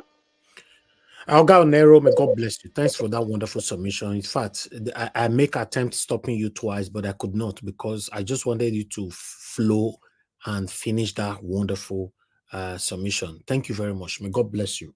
Thank you. All right, guys, help us to press on the like button. I can see some people calling in. Please hold on. I'll pick calls later. At least let me take up to 4 panelists, then I'll come to callers again. You know, make with the share and small, may reach everybody. But I'd like to appreciate those of you that supported me earlier on. Papi, thank you very much for the super chat. I don't like watch. Thank you for your super chat as well. May God bless you all, my wonderful people. Let me come to Madam Luke. Madam Luke, thank you very much, man, for joining us today. Good evening to you. Please talk to us. Hello, Mr. Elvis. How are you doing? I'm fine, man. Thank you very much. All right. Mommy Diaspora, Niger Watch family, commentators, panelists, viewers at large. Thank you again for being here. Today is another day where we have to be confronted with the reality that Nigeria still exists, both in our minds and in our bodies and in our souls. It is a bad dream that we wake up to every single day. Well, I'm going to go with my bullet points because there's a lot to discuss, and I'm just going to hit the most important parts. Magnus Oraka, thank you very much. You always hit the nail on the head. And with Magnus Oraka, he has emphasized once again the dangers of ethnic and religious bigotry. He put it there on the table again. And how everything that's being done right now because of what the Northerners and Tinubu have bargained. That is why we're here today. Because Oshiomhole, who is also part of APC, was under Buhari's government. Yes, he did cry once or twice about the policies, and that is why I keep saying that in this game of ballers, when you say we are all culpable, the people who really make the satanic policies, you know where they come from. You know where they come from. And that is why Tinubu is now like a caged pigeon. Because he has bargained with them so he could be president for his own selfish aims. That is why we're here today. They did not consider the most competent person. It is all about them. And why do you think people like Enugu State Governor of PDP and people like Uzodinma of APC can rear their heads up? Who do you think is giving them the power? Do you think they exist on their own? When people mentioned today, I was getting some notifications of all the other places I subscribed to, and this is what popped up. I don't know how true it is. It's still allegedly. Coup alert. Tinubu receives unexpected message from IDB. Military will take over if this doesn't happen. I don't know how far that is true. Can you please tell me what Remi Tinubu is doing in the north? Can you, anybody, did anybody ever find out what Remi Tinubu is doing all the way in the Emir's palace? Is there any time Aisha Buhari came down to meet any southern ruler in this country? I'm not even going to sit here and waste my time about what was said or what. I keep my eyes on the big picture all the time. Why do you think Tinubu cannot criticize Buhari? Emefiele is the only person he can hold. Because Emefiele has his dossier at his palms. But Tinubu will not dare criticize anybody from the north. He will never do that. If not, tell me why Buhari will empty the treasury of the country, print naira, cut away trillions, put Nigeria in a state of perpetual penury, and Tinubu is folding his hands. Rather than address the issues, he's busy collecting his own share, and at the same time paying off all the megats so they don't come and rob him. So what makes you think that this country is going to go forward? I ask you again, what was Remi Tinubu doing at the Emir's palace? Does she have an office? Which Inyariya will you say from the north there that will come to go and visit alone a southern ruler in the southern part of Nigeria? Look, this is a total sea finish. Total sea finish, because we have somebody there who cannot respect himself. He cannot even put his foot down and exercise the stolen mandate that he ran away with. And is still running away with. I'm not even going to address Adeboye. That is for people who care. I don't even go there. I'm not going to descend so low. And they tell us the solution that we have is to manage, stabilize, and improve. And it's going to take 20 years. So you know what? Let's just kick our heels off and then relax and enjoy the show. Because until we address the right issues, we're not going anywhere. And then you're talking about Why are we still with this cattle ranch? Why are we still dealing with these cattle jolly ranchers? Don't we have enough problems? But like I said, when you have people like Uzodimma, Mba, and all those people, now you know why they succeed with the judiciary, because they make a deal with the North. They make a deal with the North at the expense of their southern brothers. And you tell me this is not tribal. Yes, we're all in it. But let us start with the head. We are the servants. We are the servants, fooling ourselves that we are part of the game. We are not part of the game. What is Oshiomhole? Okay, highest Oshiomhole was APC chairman or whatever. What policies did he influence? What real powers do these southerners have? Let me tell you, they are just crumb eaters. Crumb eaters. They have no power, any way, shape, or form to influence the polity of the Nigerian populace. That is what it is. So you have cabals and you have servants. Lastly, I will devote my precious energy to Wigwe. May your soul rest in peace. May your legacy live on, but chances are it's not going to happen. At least one consolation prize I have is that you are out of Nigeria and you are resting in a more peaceful environment, no matter how horrific the crash was. But you have been called to a more spiritually restful place, because what is coming in Nigeria, you will not be able to face it, even with all the money you have. So I will continue to say, may your soul rest in peace with the rest of the family members and the rest of the people who lost their lives in the crash, the American pilots, the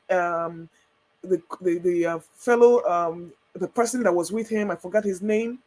May God continue to give their families the peace and the fortitude to bear this loss. Thank you very much. A big amen to that. Thank you very much, man. Thank you. Thanks for your wonderful submission, Madam Luke. The thing about it is that he died. You said, the good thing about it, he died abroad. They're still going to bring his body back to Nigeria, isn't it? No. We can't hear you. I said the good thing, and then I said the good thing he died abroad. I said the good thing that he has departed the Nigerian menace. Oh, right. Okay. He doesn't have to see what is coming.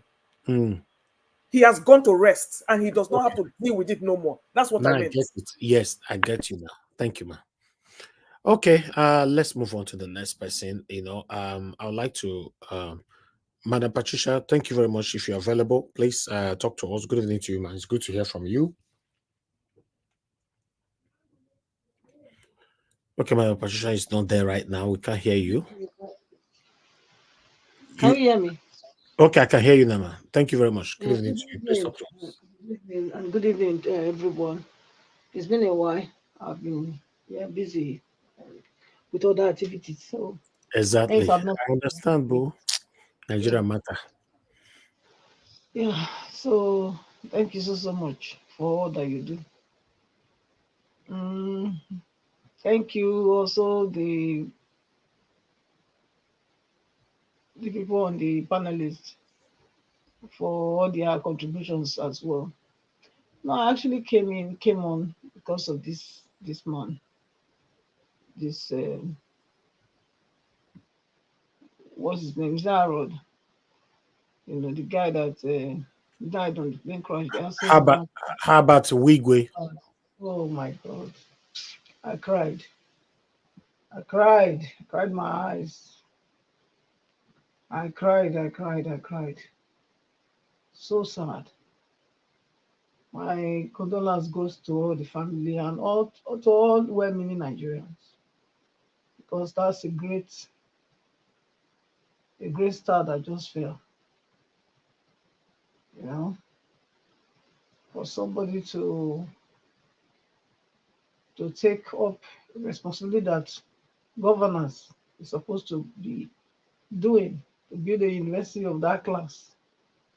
And look, it was just 58 years. Oh, I cried. I cried. I said, well, only God knows where all these problems coming from. They don't want our children to go to school. But we still have people that want good for Nigeria and Nigerians. And such person, only 58. He says it's a helicopter crash, plane crash. I bet to dare to say something went wrong there. Honestly, you know. So that's one reason, most reason why I came. Because that's somebody so very crucial to Nigerians that just left, you know, just his life has been cut short. May his soul rest in perfect peace. I cried, honestly, and I don't know. I'm still trying to get over it. It's just, it is well. Yes, is it Bajabi Amila that said he wants to coming out to talk about social media? Oh my God. I don't know why these people are like this. It's clear that this is almost like a dictatorship or tyranny government. Because I don't see why people that went out carrying placards and doing all kind of things against Jonathan, we have the effrontery to now be coming to tell Nigerians they want to regulate them and gag them so that they don't see anything. I mean, it doesn't. It's clear that they've not been honest to themselves, because when it was Jonathan's that were there, then they were all out protesting and doing all kind of things. Now they want to gag Nigerians. They don't want them to talk. I mean, if we are really practicing democracy, freedom of speech is one of the attributes of democracy, where people don't talk anymore, where people cannot talk anymore. That's tyranny, that's dictatorship.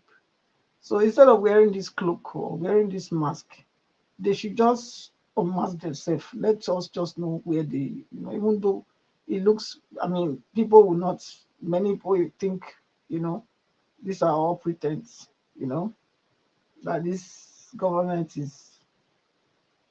it cannot do what Nigeria wants, cannot really help Nigerians. But at the same time, there are those that still believe that it can work somehow. But if they know that this is what they are, they should just come out and say this is what they are, even though many of us know that this is what they are. But we want to give the benefit of doubt. Since they speak, they tell Nigerians that this is what they're gonna, this is the role they're gonna play. But all the time we see how they've backtracked their statement and then come up with new one. So I don't know how Oshiomhole that one can be defended the indefensible, because they've been there. APC has ruled Nigeria now for 8 years plus. And you are saying that Tinubu inherited most of the problems, but this is not an opposition party. It's still within your party. It's still the party. It's the APC vision and structure that they are running on. So I don't get it. Tinubu, what's it called? Buhari is in Dara, free. You agreed. Oshiomhole agreed that it was most problem that Tinubu has is caused by Buhari. Buhari is still alive. He's not dead, for crying out loud. So why are heads not rolling? Why is Buhari not being brought to book? Why are they not bringing? Why is Buhari not in jail? Why is he working freely? I mean, it doesn't help out. It doesn't help anybody. You coming out to say that you know who caused the problem, and the person is still working free. He's still free. He's a free man. You say is the one that caused the problem. The problem Nigeria has now, Nigerians are facing now, is caused by one man, and that man is still alive. Yet nobody dared to go and bring him to book.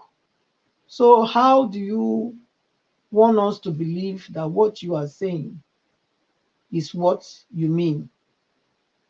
You know, because it doesn't make any sense. If I know the person that is the cause of my problem, I think I will go and deal with that person. You know, normally that's how a normal person will react. But this is not what we are saying. Okay, they are also putting everything on Buhari. When they came to government, instead of having to spend 160 million naira for bulletproof cars for how many over 500 and I think 570 lawmakers, instead of spending such those monies, talk of the prayers they receive. We are not talking about that one, because after that they got prayers which Akpabio leaked before they changed it to prayers, money that they were going to send to them for Christmas bonus when they were going on recess. So what are we talking about? We are not hearing of cutting down of governance, the amounts they receive. We are not hearing of that. So how are we really sure that the direction they are headed is the direction that Nigerians are clamoring for? It doesn't look like that. It looks that Nigeria wants one thing, the thing that will bring Nigeria to a place of where everybody can at least be eased, have 3 square meals on their plates, in a day. It's very, very far-fetched from where they are taking Nigeria to. So I don't get it. I don't understand it. Something needs to give. Something needs to be done. Because I don't think what we are seeing here is going to hold for a long time. Then if you come to Adeboye come out again. I think Adeboye is a politician. I think he is, because he's more his voice is louder than the politicians themselves. I didn't hear Adeboye criticize anybody when they were buying people in Lagos, when they were voter suppression. I didn't hear him speak. I didn't. Maybe some of you people heard. Maybe I was the one that did not hear him. You understand? Now that his voice is very loud in everything, he comes out to defend, Okay, so since when is this spiritual? I don't know. Because as far as I'm concerned, he's all the carnal. He's always going physical. He's been dealing with things physically. So how come now that is telling us, that is the problem of Nigeria can only be solved spiritually? Where they were buying people in Lagos, where they were voter suppressions, the rigging that happened, was it physical or spiritually? So I don't understand what he's saying. I don't get it, because I think, look, they say give honor to who honor is due. Yeah. Adeboye does not deserve my honor, honestly, because as a man of God, look during the time of Idausa, Idausa, he went to them and brought them to their knees to do the right thing. This one is not doing that. So what are we talking about? So this, like, I see him as aider and he's aiding and abetting. That's what he's doing, and using the church as a cloak, to cover his face as a pastor. He's not a pastor, he's a politician. Just come out and declare yourself that you are a politician, because as a pastor, you're supposed to be fighting for the people. When there were all these things going on, you didn't even talk about people hungry and dying, that Tinubu need to do something about it quickly. That's not what you are talking about. Talking about Nigerian problem, he needs a spiritual help or whatever he said. Please, I think if he doesn't have anything to say, he should just not even come out. It's better than coming out and thinking that people are so gullible, they will buy those kind of what they call it. I don't know. thinking that every man of God is what it is. It's not like that. Look at the one that the Anglican one that came out to. Eh? What are the problem? This Christian Association of what they call them, Nigeria, that is a problem, and I thank God they are not all the pastors are in that organization, because it's an organization, you know, and they are the problems that Nigeria has, because they are playing politics with people's life. They are not fixing. They are not there to do what they are supposed to do as shepherds, as pastors. You know, one that will take care of their sheep, rather than giving them up to the wolf to eat. But you know what we see is they are there for their own belly. They are there for what they will get, because a pastor is supposed to protect his flock, protect his people. And apart from your flock, your direct flock, if you are speaking for the people, for as a pastor, you're supposed to speak for all the people of that country. You don't only speak for only the people of your congregation. So I don't see any reason why they should be coming out to deceive Nigerians. So I'll leave it there. Thank you. Thank you very much, Mother Patricia, for your wonderful submission. You said Pastor Adeboye is a politician. Yeah, that's what it looks like, you know, or rather, he's gradually becoming the spokesperson of APC. What do I have to say? But meanwhile, guys, let's move on. I appreciate you all. I'll call on Oga ECBD. Thank you, sir, for joining us today. Good evening to you. Oga ECBD, are you there? Okay, let me come back to you. Let me go to Mr. Jonathan. Mr. Jonathan Kisley, thank you very much, sir, for joining us today. Thank you. Thank you very much, Mr. Elvis. Thank you, sir. I believe you can hear me well. Yeah, Mr. Elvis, can you hear me very well? Am I clear enough? Yeah, you are good, yeah. Okay, thank you. Yeah, thank you very much, Mr. Elvis. Thanks to all the panelists and all those that are listening, and those on the comment section. I welcome everyone. You know, there's this saying, you know, this popular saying, kind of, that the devil does not have any new trick.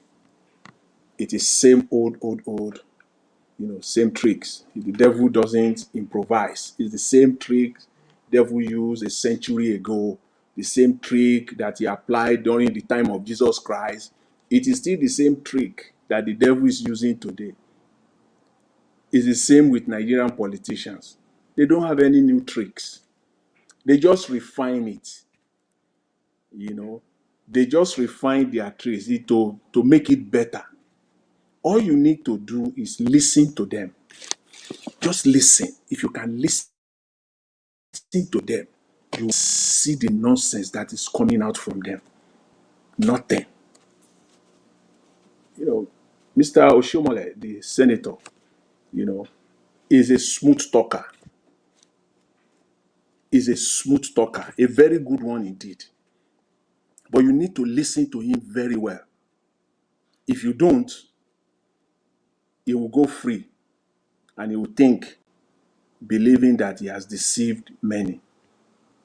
And he will go back laughing, you know. That's just what I see. I think they know that they are deceiving. They go back and they are laughing. You know, Mr. Oshiomhole came out there telling Nigerians that pains are all over the place. It's a global thing. But that the pains that so Nigerians should be patient. We need to take it easy. We need to to be patient. Nigerian politicians are just so tricky. Yes. And before you say Jack, they will be comparing Nigeria with United States. They will be comparing Nigeria with United Kingdom. But we don't see lawmakers in United Kingdom and United States getting 120% salary increase, even though there are pains there. Yes, people are feeling the economic pain. We don't see 120. We don't see House of Common members in the United Kingdom getting 120% salary increase.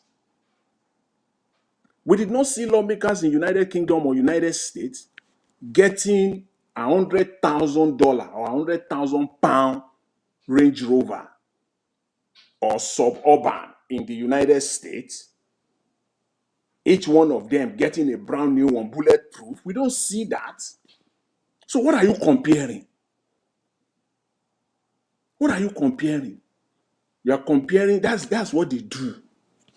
They think they are smart. But when you listen very well, you will know that they have nothing to offer. They are just devil, playing the devil's trick on vulnerable people. We don't see all of that in the United States. That's the trick they come out with every day. There are pains all over the world. People are feeling it as well in the United States, the United Kingdom, every other place. Nigeria is not unique to Nigeria. But we don't see we don't see story like Beta Edu in United Kingdom or United States. We don't see all of that. And even if they were in United States or United Kingdom, we know how the system treats them. So what comparison are you making there? It doesn't add up. So we can hear you. You are not deceiving us. And they will go further. They will say policies are in place, that Nigeria should be patient. It's like a woman in labor. That's stupid narrative. Thinking people are stupid. If policies are already in place, fine. Which policies are in place, Mr. Senator? Please, Mr. Oshiomhole, tell us. Because you're always vague. That's the game you people do. Thinking and believing people can't think. You think you believe that Nigerians can't think. Which policies are in place that, okay, in 12 months' time, in 2 years' time, we will start seeing it? Subsidy removal, is that what you are referring to? Well, subsidy is still intact. Agriculture, is that what you are referring to? Where are the policies that indicate that at the end of the pain or the end of the pain is imminent? Tell us. Is it policies? Are you referring to small businesses? What are the policies that support small businesses, Mr. Senator? Please tell us. What are you referring to? Is it policies that support export? A country where it is most difficult to export than to import. What are you talking about specifically? Tell us, let us know. So don't deceive us. So this is what people, this is what they do. So when you, all you need to do is just to listen to them. When you listen to them, I'm very, there's no way to characterize it that they are just empty. They're just empty. That's the only mild way I can put it. They are empty. What are you talking about? That things are working out. Government has put something, policies in place. All of them, they come out with this rubbish every day.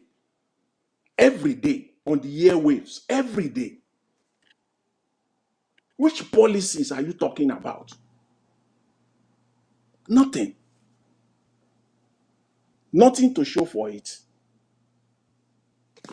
And he knows, he's aware of the truth, but he cannot speak the truth. He can't say anything about Buhari. He's not ready to talk about the 8 years, the devastating 8 years of Buhari administration. He can't talk about that. He can't talk about that. You can see them. So that is why I know some few days ago we're talking on this platform, specifically on this platform, about the Nigerian problem, who are the who are the perpetrators, and I know that references were being made to the Southwest. The last time I checked, Oshiomhole is not from the Southwest. Oshiomhole is from the South. conniving with, in other words now, conniving with the North, because he cannot come out openly and speak against Buhari, knowing fully well that this man perpetrated the devastation of the Nigerian economy for 8 years in a row, working with them. He can't do that. The issue of cattle ranching coming out, the story coming out from the Southeast, they are Southeast people. They are not from Southwest. They are Southeast people conniving with the North. Because that is the agreement they reach with them. That is the covenant they enter into. They want to push cattle ranching in the North, so that the Fulanis will have, they want to acquire massive land through back door. It's working with the North. These are not Southwest people. So when people come and they are talking about, election that people from the Southwest voted from, it's just because, I'm sorry, it's just, as they say, numbers don't lie. Numbers don't lie. The election of 2023, Southwest, as they always say now, they'll say it's the low-hanging fruit. Yes, it was for them. Because Southwest was the most rigged region. And they had to do that. It's a soft spot for them. They rigged Southwest. The numbers are there. More than any other region. Followed by North Central. Those are the regions where they rigged. They perpetrated the rigging. In the Southwest, Nigeria. Followed by North Central. That's how the rigging, that's the order of the rigging.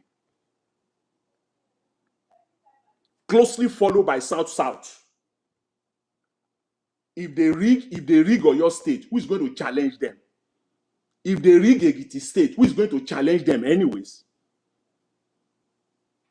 They dare not to go and rig Imo. They dare not to go and rig Enugu massively or Anambra State massively, even though they try, they can't. But they know that if they rig Ekiti, if they rig Osun, they can go away with it.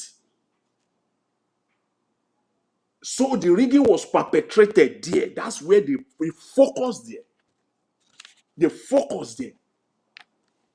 They dare not to go and rig Northeast. The numbers are there. The statistics are, the numbers are there. They dare not to enter Northeast and rig Northeast the way they rig Southwest. The best they could do was to rig Northwest. That's the only thing they can do there. So when you look at the numbers, the numbers don't lie. When you look, I'm now talking, I want to give it to the proponent, those that the idea that the election, let's know where you are. Was election rigged or not? If election was rigged, if these people are in office because they perpetrated rigging, evil to get themselves into office, how did it happen? They rigged the election massively from the north, from the southwest. That's where the rigging took place. So somebody will now be coming. Oh, the southeast, the southwest people, only 13%. I guess they even know the actual percentage. Say, okay, 13%. According to INEC, 13.8% voted for a Labour Party in the southwest. Because that's where the rigging was perpetrated, mostly. Who burned them to enter southeast to go and rig? They can't do it. So every one of them, all of them, they're all of them from every region of Nigeria. They are the problems of Nigeria. From the northwest to the northeast, come to the southeast, to the south, down to the southwest. They are all of them combined together. They only play it when it suits them. As we're seeing playing out now in the southeast, it suits them. Like we saw it play out now. Oshiomhole cannot come out. They dare not. Go after Buhari, then you have to be ready to go after Obasanjo. Then you have to be ready to go after Goodluck Jonathan, and then be ready to build more prison spaces in Nigeria, because you will need more prison, certainly, for sure. Because if you go after Buhari, at least nothing less than 500 people will follow Buhari, will be at his back, following him to enter prison. And you do the same thing. You have to do the same thing for Jonathan, and then you have to do the same thing for Obasanjo. Then just be ready to build more prison spaces in Nigeria. That's they can't talk because it suits them. Mr. Tinubu dare not to talk about Buhari because it suits him. These are the people that are calling the shot in Nigeria right now. People that have no shame, people that have no plan of any kind for Nigeria. What indication do you need to know that things are going to get worse in Nigeria? If you are planning anything, if you have any plan in place, okay, let's see the plans. Let's see that we can put our mind to rest and say, okay, in 15 months' time, in 18 months' time, yes, this is it. We can see where are those plans. You don't have them. You don't have them. You're only deceiving Nigerians. Start all the people around you. Get rid of all of them if you even want to talk at all. Do you have the guts to do that? I dare you, Mr. Tinubu. I dare you. Get rid of all of them. Because they are all mismatched. They are all mediocres. That is where we are in Nigeria right now. And with respect to the issue of minimum wage, I just want to talk on that briefly. When I hear the NLC come out with minimum wage issue, I just laugh. Again, I just laugh. Maybe the money they paid them the last time the money has finished, and now they see another opportunity. Now they can enter into talks with government, and then they will collect again. I bet you in the next 2 weeks or thereabout, they will collect again. Maybe they will distribute another 25 million or 15 million naira each to the leadership, and all of them will enter house, as they say here, and that will just be it. You will hear nothing again. We expect that to happen. I expect that to happen. Nothing is nothing. They are nothing. They are going to get their paycheck, and that will just be it. So that is where we are in Nigeria right now. That's where we are. With respect to Pastor Adeboye, Nigeria needs, him saying that Nigeria needs urgent spiritual help. Well, for me personally, I wasn't expecting much from the likes of Pastor Adeboye anymore. I think as a pastor, a spiritual leader, what I need to do more now is to listen to or to watch out for what they do than what they say. What they do says it all. What they do says it all. They will enter house, sit on the same table, they will eat with these politicians. That's what they do. But when they come out, just take it with a grain of salt. Whatever they say does not hold water. It is what they do that matters. Mr. Elvis, thank you very much. I really appreciate the opportunity. Thanks to everyone. Thank you, sir. Thank you. Thank you very much for your wonderful submission, Mr. Jonathan Kisley. God bless you, sir. Okay, we have Augustine just coming in. Augustine, it's good to have you in. In fact, you came in the right time. So now you want to talk to us now because we want you to give our final submission right now. Thank you very much, Niger Watch. I'm so honored. Thank you for the opportunity. Good evening, everybody. All protocols once again observed. Yes, we continue to make the push. Actually, I'm enthralled. I'm thrilled by the issues at stake. Although the topics for today, although we are used to it, we shouldn't expect anything maybe on the other side. First, Oshiomhole said is Buhari's economic things. Say Buhari's reckless politics responsible for current hardship, not Tinubu. One thing I've not noticed is that why these people speak the way they speak, because they know that most of the people listening to them are stark illiterates. Is it Oshiomhole was the chairman of the ruling party, APC, and the way he was throwing himself up and down, Buhari, we do this, APC, the PDP damaged the economy. Oshiomhole is central. There is no election conducted under Buhari with Oshiomhole as the chairman of the party that Oshiomhole do not have a hand in, whether it's governorship or House of Assembly or House of Reps or House of Senate. You have to get clearance from the national chairman at Abuja. You lobby him. So he knows if there are crooks in every state capital, Oshiomhole is part of it. So what are they talking? Now he's shifting blame to Buhari, and you will think that Buhari belongs to PDP, or maybe Buhari is from the mass. Are they not? Is he not directly responsible? He's indicting himself, chairman of a ruling party, because it is your duty as the chairman of the ruling party to make sure that every elected officer, not even officer, in fact, every elected politician must abide by the manifesto of the party. So if Buhari is doing recklessly, where was Oshiomhole? Did he caution him? He did not. Which means whatever Buhari was doing was essentially the manifesto of APC. So, what is he talking about?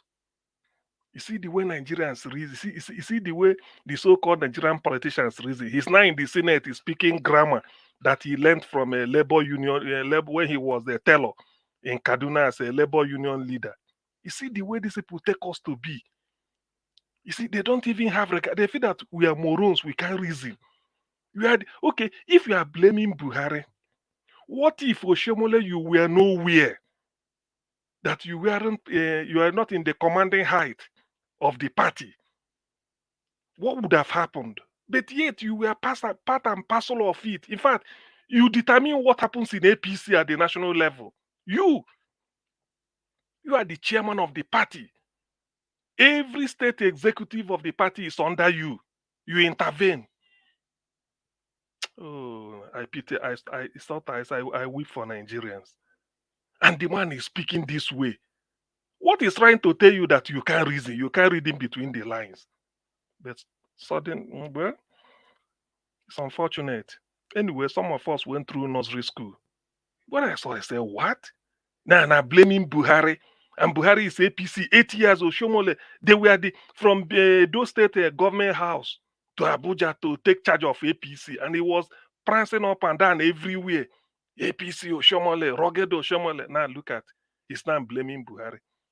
Sometimes, let Buhari even speak. This is a clear case of hypocrisy. Oshiomhole is a hypocrite of the high, not just a hypocrite, but a hypocrite of the highest order. If there's a way to order the hierarchy, he is the hypocrite of the highest order.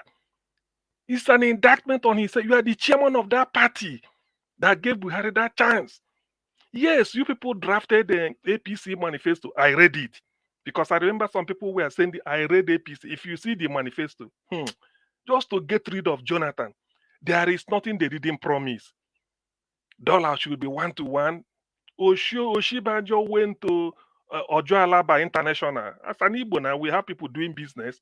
He went there, say, he was speaking pidgin English. When I see him now business. Vote for us. We want to make dollar 1-to-1 with the naira so that you can import your goods. And when you import it with cheap dollar, you can now reduce the price. Now, when people come to you, say this thing cost, when I go agree, all of them laughed. Trader, they say, no, that's what we take. But you see, yes, because the dollar, look at where Jonathan kept dollar. They will just say, look at where Jonathan. They should have done something to bring it down, because when the dollar comes down, you import with lower dollar. Therefore, the price of all these electronics people are selling here, won't it lower? They say it will lower. That's all. He said simply, and they hail him. These are APC that went and be sharing money, trader money. when they say that trader money is loan, when are they going to recover the loan? Because anything loan, whether it is 1 kobo, is repayable. So far, you call it loan. But if you say you dash somebody 1 billion, it's okay. Just go and enjoy. But if it's 1 kobo and they say it's loan, it must be paid back. At most, maybe the interest rate may be 1%, or they may say it's interest free, but you must pay it back. You must pay back the principal. So look at APC. And this was all the lies they were writing. Dollar should be 1-to-1.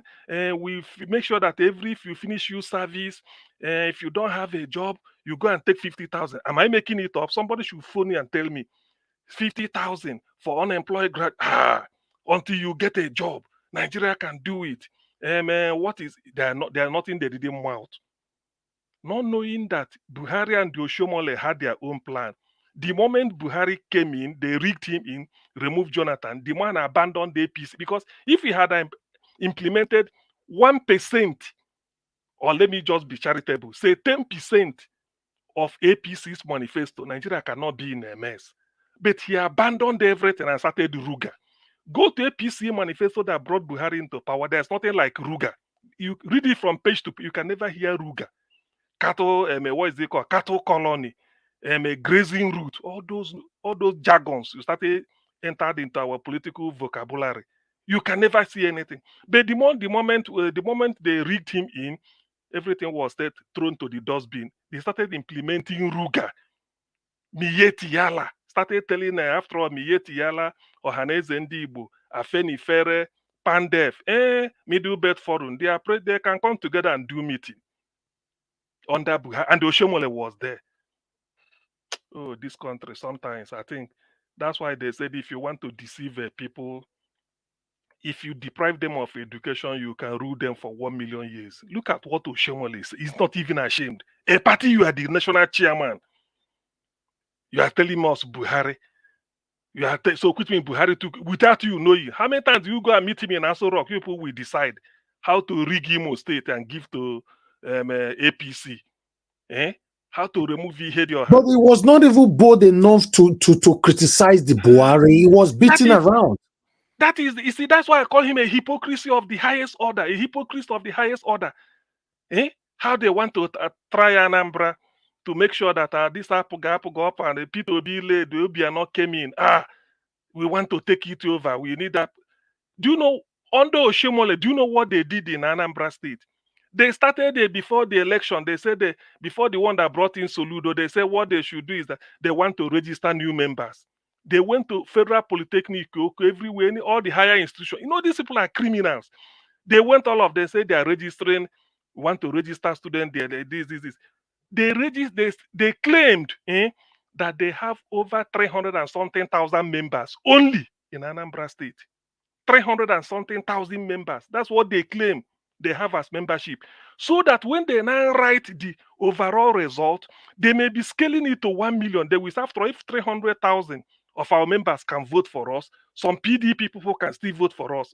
Not knowing, these people. That's why in Anambra State, then, the court ruled that APC is not recognized as a party that took place. I'm telling you, everything is null and void. So they only recognize PDP, APG, and the other mushroom parties. Under Oshiomhole, all these things were happening. Now he's trying to blame Buhari. This man is a damn criminal, to be honest with you. No wonder.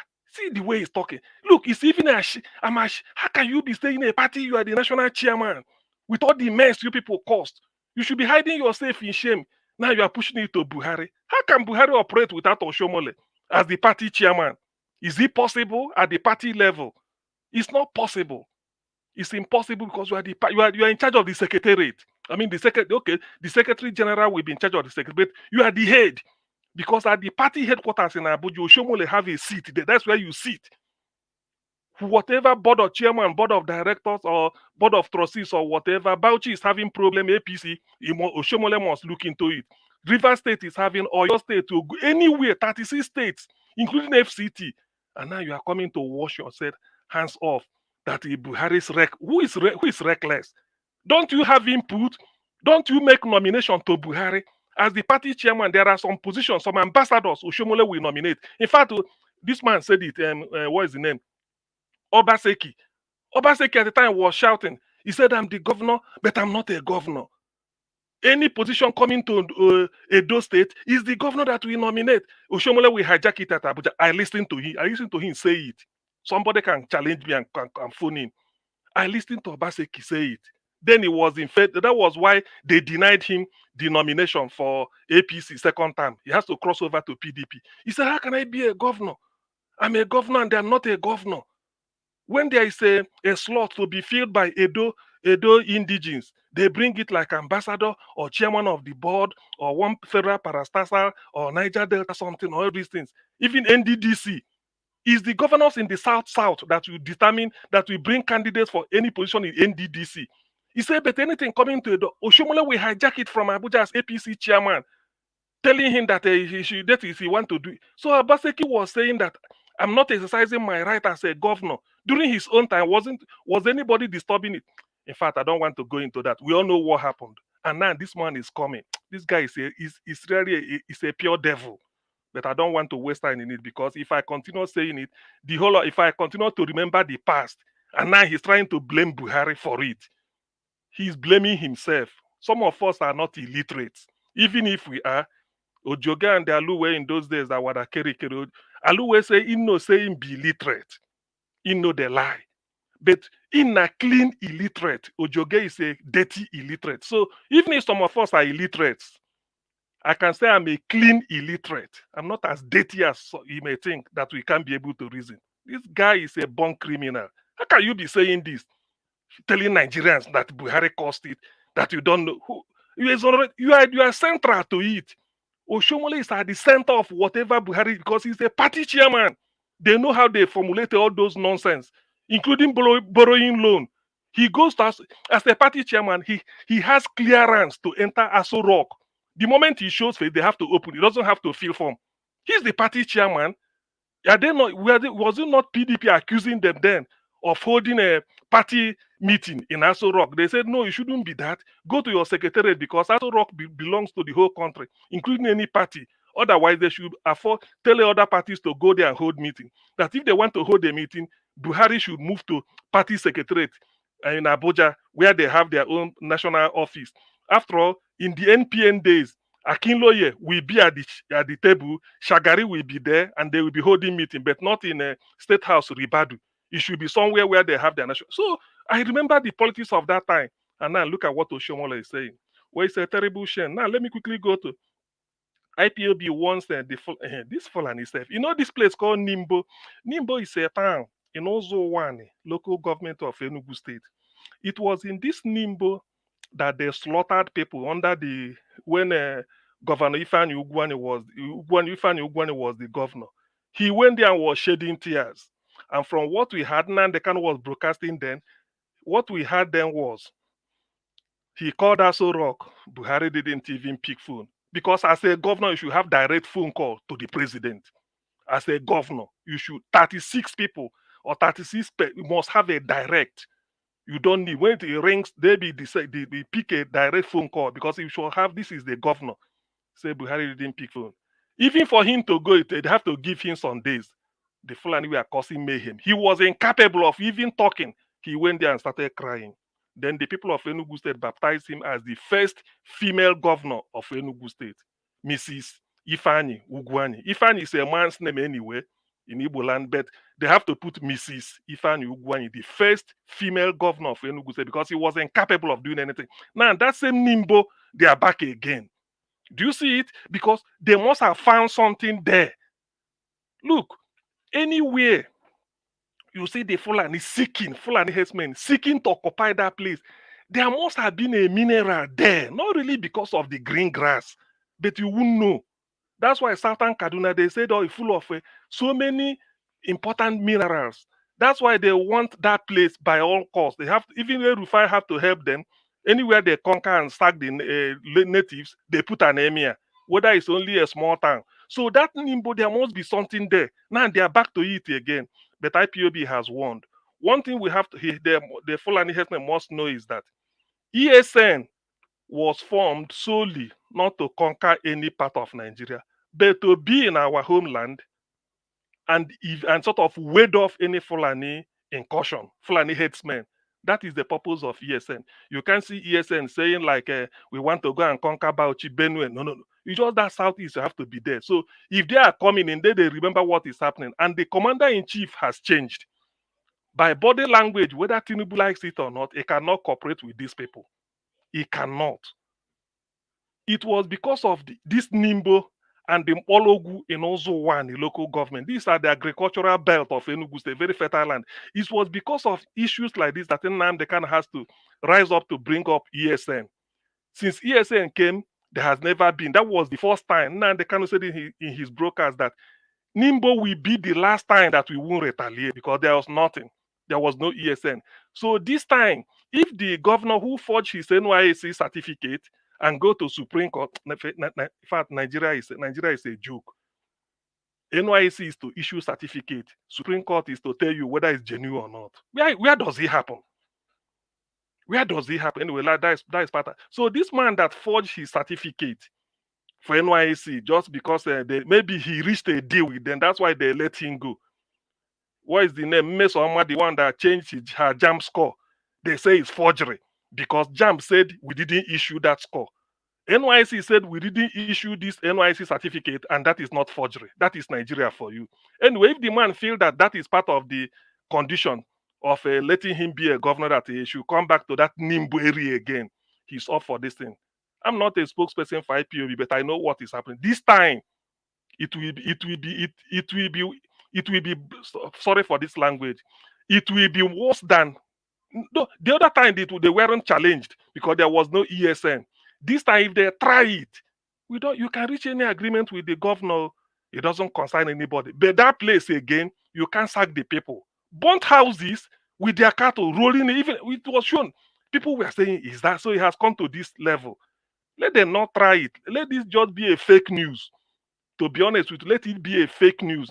Not even with this hunger again that people cannot buy gari, and then you bring your cattle to come and destroy their farm crops again. Now with this type of hunger, if they try it, they will live to regret. Anyway, they know. But if they feel that Tinubu is a continuation of Buhari, whose body language allowed them to be causing mayhem up and down, well, it is not for me to say, but time shall tell. Now, somebody's telling us that Nigeria should give Tinubu time. It will take 20 years. See now. Round up to 1 minute, sir. 1 minute.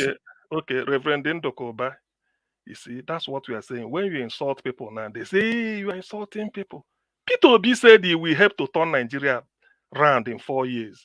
How? He went to Egypt to see the power system. I mean, is it? Yes. Was it not? He went to Egypt to see the power system they're operating. Why did he go to Egypt? He said Egypt and either Namibia, they were using Siemens from Germany. Nigeria had signed a contract with Siemens, but how many years since Abba Kyari, the former chief of staff that died during COVID-19, nothing happened? Peter Obi has to say, let me go to Egypt and see. Egyptians, you signed the same thing we did with. Why is your own working? Our own wasn't working. That's what Peter Obi went there. Peter Obi said he want to know the problem before getting in. Not that when he get in, he say, I didn't know. Yeah, I didn't know these things were like this. No. That's why he went to Egypt. Then after that, he went to Morocco to look at their seaport.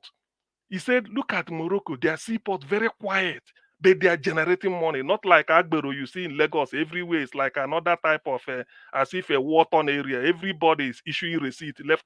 So Peter Obi went there to study these two things because he felt that when he comes in, like he said, South Africa with all the advancement declared emergency on power, even when they have 24 hours. He said, when I come in, it will be declared war. So he felt that when I come in with power and then refine our port and stop the theft of crude oil, money will come in. And when this money comes in, then you now start your vast agricultural land of the north becoming the next crude oil. You start production. That's what he said. Open up the seaport. That was his formula. So why is this man telling us 20 years? You see, when they pay this type of reverend fat, if you talk now, they say, hey, he's a man of God, hey, he's anointed. They put a olive oil on his head. You are just, if you insulted the prophet of, they quote the section of the Bible. But we don't usually, in my culture, we don't tell a king that, oh, you are wrong. You tell the king, please, look at this matter again. Because we don't want to use this platform to be rain abuse or insult. Otherwise, what this man is saying is even more provocative than what a terrorist will say. How can you tell Nigerians to suffer for the next 20 years? Is it guaranteed? But Obi is there to help us turn Nigeria around in 4 years. What do you need? Stop oil theft, streamline the activities in the port, because all the revenue from Nigerian ports are not getting into the government coffers. All the crude oil they are stealing, they are not getting into government coffers. So that is, you stop borrowing. Then electricity, you inject it there. Tell Siemens, what does it take that your own is working in Egypt, your own is not working in Nigeria? You look at it, under 6-7 months, by now we should be having this thing. And when you have all these three type of something sorted out, Nigerians will start coming home, one after the other. P2B said that the first capital, that the first investors he expecting in Nigeria is not the Oyibo people. He says it's Nigerians in diaspora. Yet, there is nobody here that would like to take money home. Nobody. Even if whatever I tell you, you say, look, we are not investing. I remember a lady who phoned from Amsterdam and said, look, I'm not going home with this P2B, but it didn't work out. So look, these people, they should stop provoking people. This is pure insult. This Reverend Ndokoba, he should stop this nonsense. He's an economist. What is he teaching somebody 20 years to solve which problem? Power supply? Is it not money? If you stop oil theft, is that not what P2B gave in July 2022? He said the oil theft in July, 31 days. He multiplied it at Nigerian Institute of International Affairs also, where they are having NBA conference. He said you multiply it and this is this. You get about 1.7 trillion for 1 month. If you save that oil theft, and then ASU is looking for 1.3, hasn't it been solved? So some people, if they want to be hypocritical, let them get to their feet and say so. Than for them to just use. Thank you, Niger Watch. I will come back later for that of what is it? Economic. Okay, thank you. Thank you very much. Please, I have someone on the phone. Thank you, Mother Deborah, for calling in. Good evening to you, man. Please talk to us. Mother Deborah, you're not talking. Yeah, good evening, everyone. Good evening, Mr. Niger Watch. Good evening to everyone on the panel. Just a quick contribution to the broadcast. Okay, go ahead. I just wanted to make a quick contribution. From everything that you have showcased this evening, one thing that I want people to understand is that these politicians, all of them, is in their interest. You see, they don't even have the willpower. It's not even in their mind to want things to change, because at the end of the day, it's even in their interest. They want, in order for them to control the people, the masses. So it's in their interest to weaponize the poverty. So it is in their interest that Nigeria doesn't work. So they will be very happy to make the system even go more. If they have the way to even keep people more poorer, so they can control people more. And even the religious leaders is the same thing. It's in their interest to keep Nigerians like that, ignorant, to use religion to control them. Because at the end of the day, if Nigeria start working well, people have jobs, nobody is going to honor them, to look at them like the way they are being respected like mini gods. So all these things, interest plays an important role. You see in the Western world, the reason why people are more enlightened here, the people cannot be controlled anyhow, because there's no much poverty. So nobody cares about religion, nobody respects politicians like God. But at the end of the day, these people want to be relevant. And the only way they can remain relevant is to keep people in perpetual poverty, make people not to be enlightened. In that way, they can control them. So that's the way it works. It's a pity, but it's just what they want. It's in their interest that it works for them better. Then by so doing, the people will remain that enslaved. That's why you see that nobody is coming up to protest. Nobody has the willpower power to do anything. They are all just looking. Religion has weaponized them in one part. Then the politicians have weaponized poverty on the other hand, and the people are just left helpless. So it's just a pity, but in my own opinion, that's what they want. That's why they will never want anybody who is going to change things to come into power. Exactly. They know that somebody like Peter Obi that has the mind to want to help people, that want to bring people out of poverty, they will never allow that kind of person. Even those parties, you see during the election, how many of them actually really stood up? How many of them really stood up to say, yes, we want the right thing? They were all playing politics. Because at the end of the day, let me be honest with you, most of these Nigerian pastors, they don't want things to change. Yeah, because it works well for them if people are poor, so people can be flooding their churches, and then it's in their own interest. So that's just what it is. So all these ones they are saying, coming out to talk, is what they want. They want to remain relevant. So it works in their own interest for people to remain poor, for people to have problems, for the country to continue to work like that. Thank you. So they will continue to remain relevant. Thank you. Yeah, thank you so much, Mr. Nanjawo. God bless you, ma. Thank you very much. Thank you. Yeah. Let me see if I think somebody here was trying to call in. Let me quickly check that. One moment, guys. Okay, Madam Origin was trying to call in. Madam Origin, I'm calling you back sharply. Thank you very much, Madam Origin. Good evening to you, hello. Please talk to us. Thank you very much. Oh, hello everyone. Oh, my people. Today, I've been quiet for a few days. I'm still trying to recover from this loss we had over the weekend, but God will strengthen each and every one of us. Mr. Niger, thank you for all you do. Thank you for your strength. Thank you for your resilience. And I also thank our wonderful panelists that come here every day to do due diligence for what we are here for. Our main objective is it is clear. We just want good governance and we want things to change.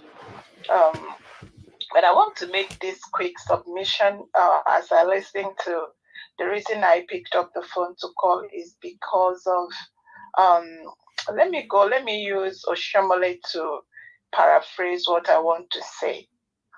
You see, we are in a very dire situation, and I make it clear, I say it here.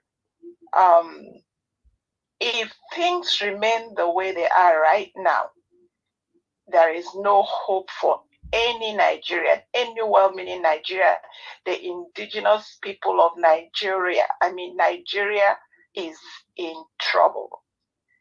Turkey was not once a Muslim country. People lived there before. Let me say this again. If this quagmire remains, it is like the lives and properties and everything that the indigenous people of Nigeria ever own is in danger. You see, I bring Mr. Niger, which I'm going to send you a few clips. I'm going to send you. It's like those clips are. I'm going to send it to you. Don't worry. Okay. About a month ago, there was interview that Babangida had with channels. 6 months ago, he said something there that really, there are things that you hear. You want to ask yourself, no, you may not understand it, but something he said about empowering the governors, that thing is deep, very deep. I can't explain it. Remi Tinubu visited Buhari 6 months ago. This thing nobody the details of what she went there to do, we don't know. Again, she has gone back to the caliphate, just recent. And we talked about Oshiomhole. You see, what is going on between the wicked, the devil Mahis, and the man that promised to bomb his state and did it, that is still cooking up evil against the people of the East. You all know the man I'm talking about. I don't want to call him the name you don't want us to call him.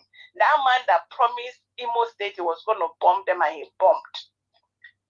He's still their governor. And the likes of Pidamba and Oshiomhole, so long as these people remain in South, East, South,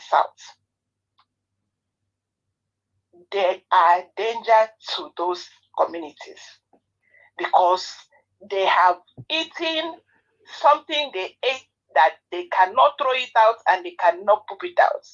It is stuck, and they are going to do the bidding of the people that have given them what they are sharing and what they are eating, including a few more. So the question is, what is the hope of the people of Nigeria? We have had so much. That man that spoke, he said APC is a direct sponsor of insecurity and terrorism in Nigeria. He said Mieti Allah is in collaboration, and different accounts of barrack boys that are in cahoots with bandits. What are we talking about?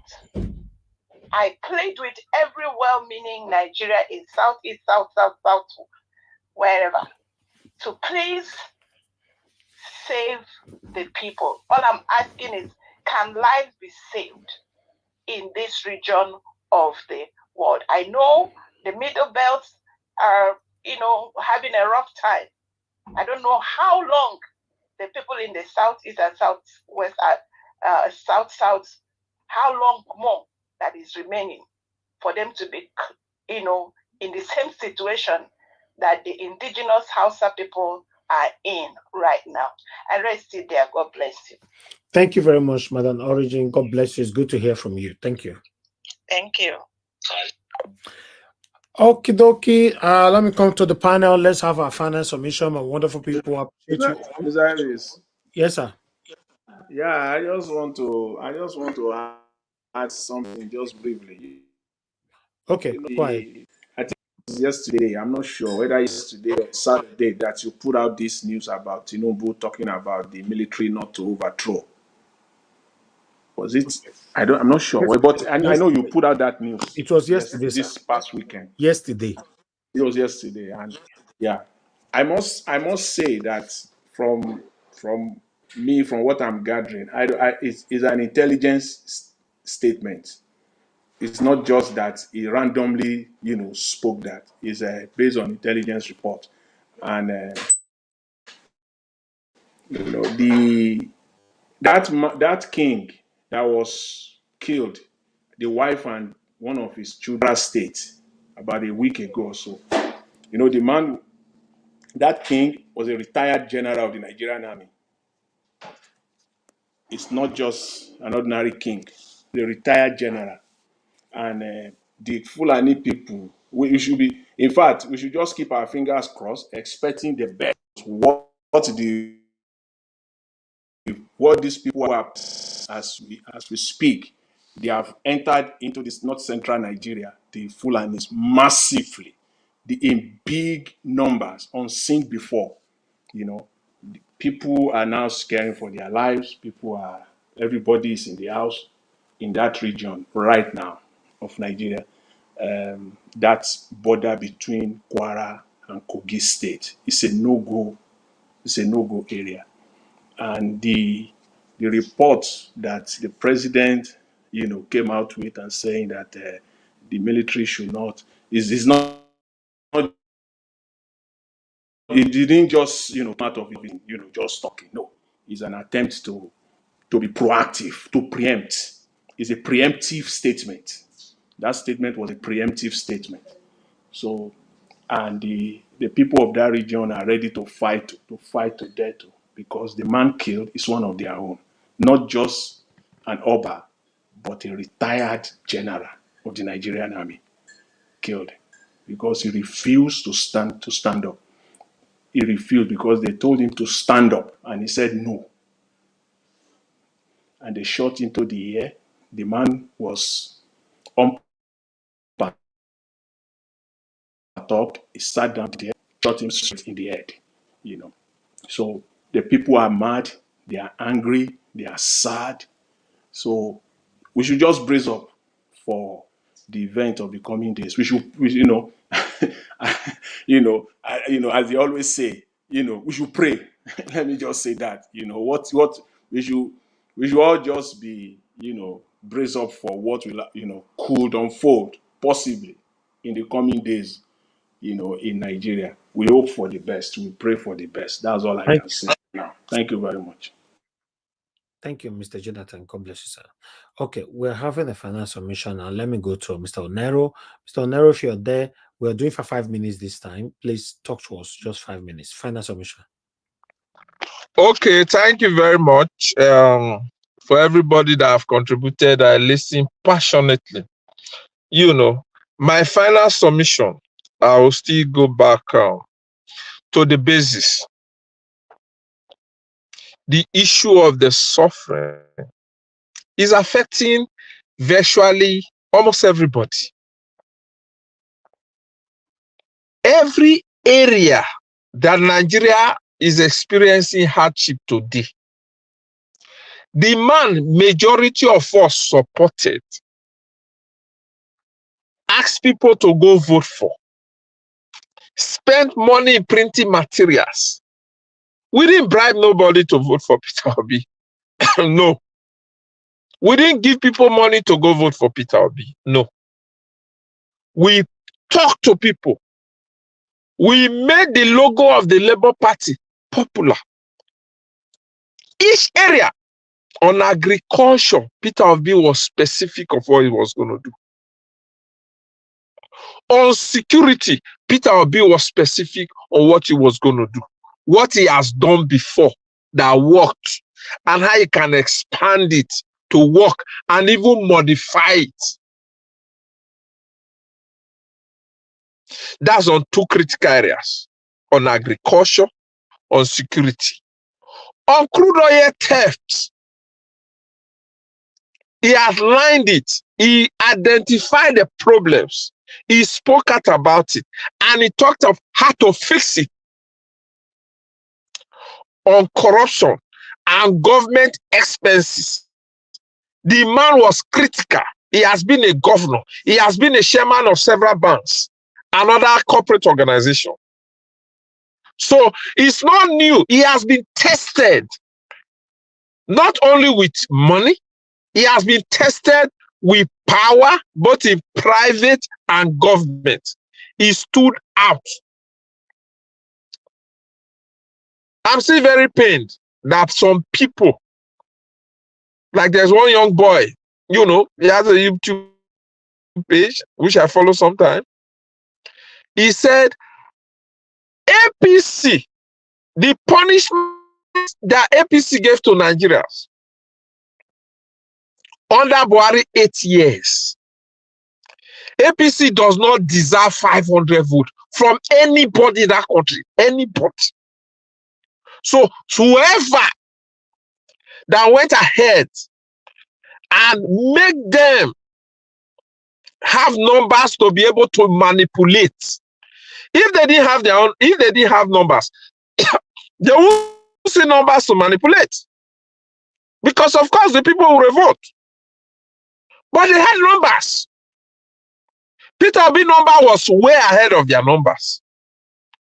But people still voted for him. Excuse me.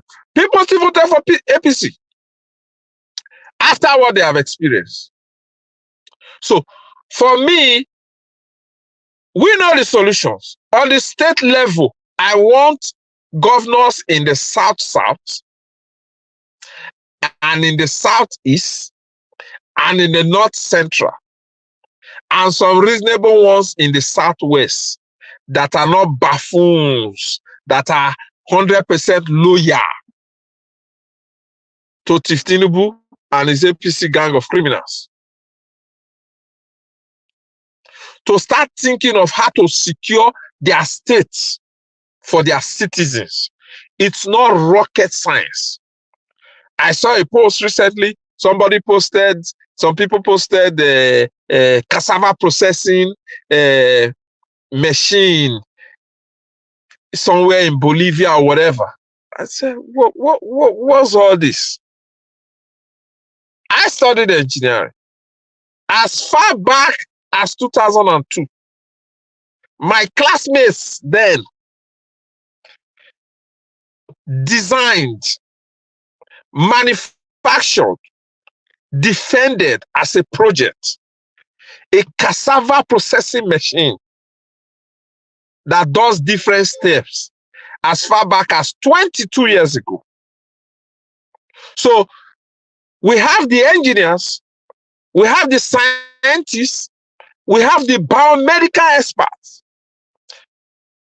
We also have the political juggernauts who mean well for the nation, that can turn things around. But because some evil people like Tinubu,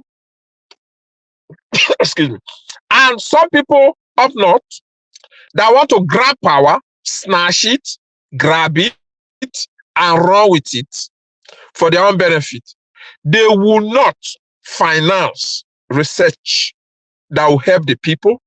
They will not finance projects that will help the ordinary people.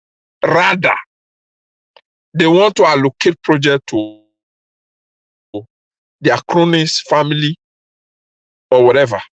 Whatever Tinubu sees in the coming days, whether it's from the military, I'm not an advocate of military rule. We lived under it. I lived under it. I don't like it. They are as corrupt as the politician. They may be a bit different in approaching certain issues, especially on security. But on corruption and criminality, they are as good as the average Nigerian politician. Thank you. I will leave it at that. All right. Thank you, sir. Thank you very much. Let me take this call quickly. Hello. Yeah. Good evening to you. Your name and where you calling us from? Yeah, good evening. This is Tony calling from Italy. Thank you, madam. Please talk to us. Is that a woman or a man? I don't know. Sorry. No, this is a man. I said Tony. Oh, Mr. Tony. Sorry. Please talk to us. Thank you. God bless you. Yeah, good evening. Yeah. Thank you. I heard somebody saying something just now that the people they wanted to vote for, they printed and they do everything for him. That he spoke about agriculture. And I'm asking that man now, when Obi was the governor of Anambra, what did he do about agriculture? Do you know one thing I understand about you people is that you people just want to dilute this Tinubu administration by talking propaganda, saying things that is not right, doing things that is not right. Okay, sir. Hello, Mr. Tony. Mr. Tony.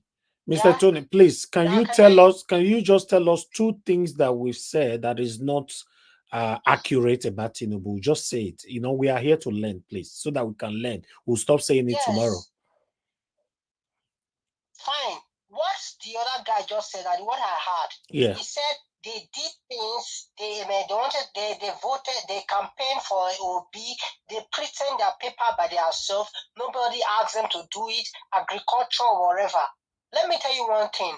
People are out there just to bring down this government just because it is Tinubu, it's not OB or it's not Atiku. And I understand my own self. But are you aware of the excruciating situation right now in Nigeria? Are you even aware at all?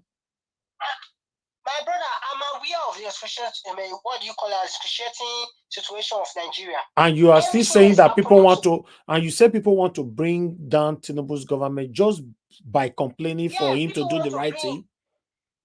Yeah, people are bringing down this governor by increasing food items in the market, all because it's Tinubu out there. But is the president?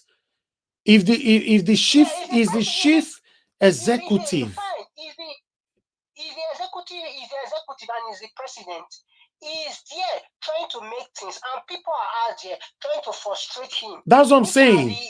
As a president, if anybody's trying to bring you down, you have all the power. What do you do?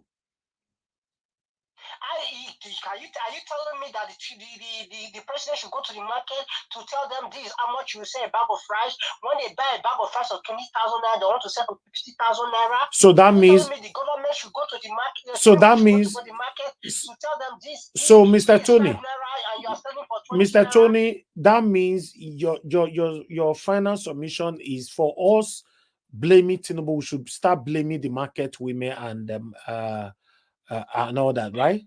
Of course. Okay. Let me tell you one thing. Okay. This is a 50-50 matter.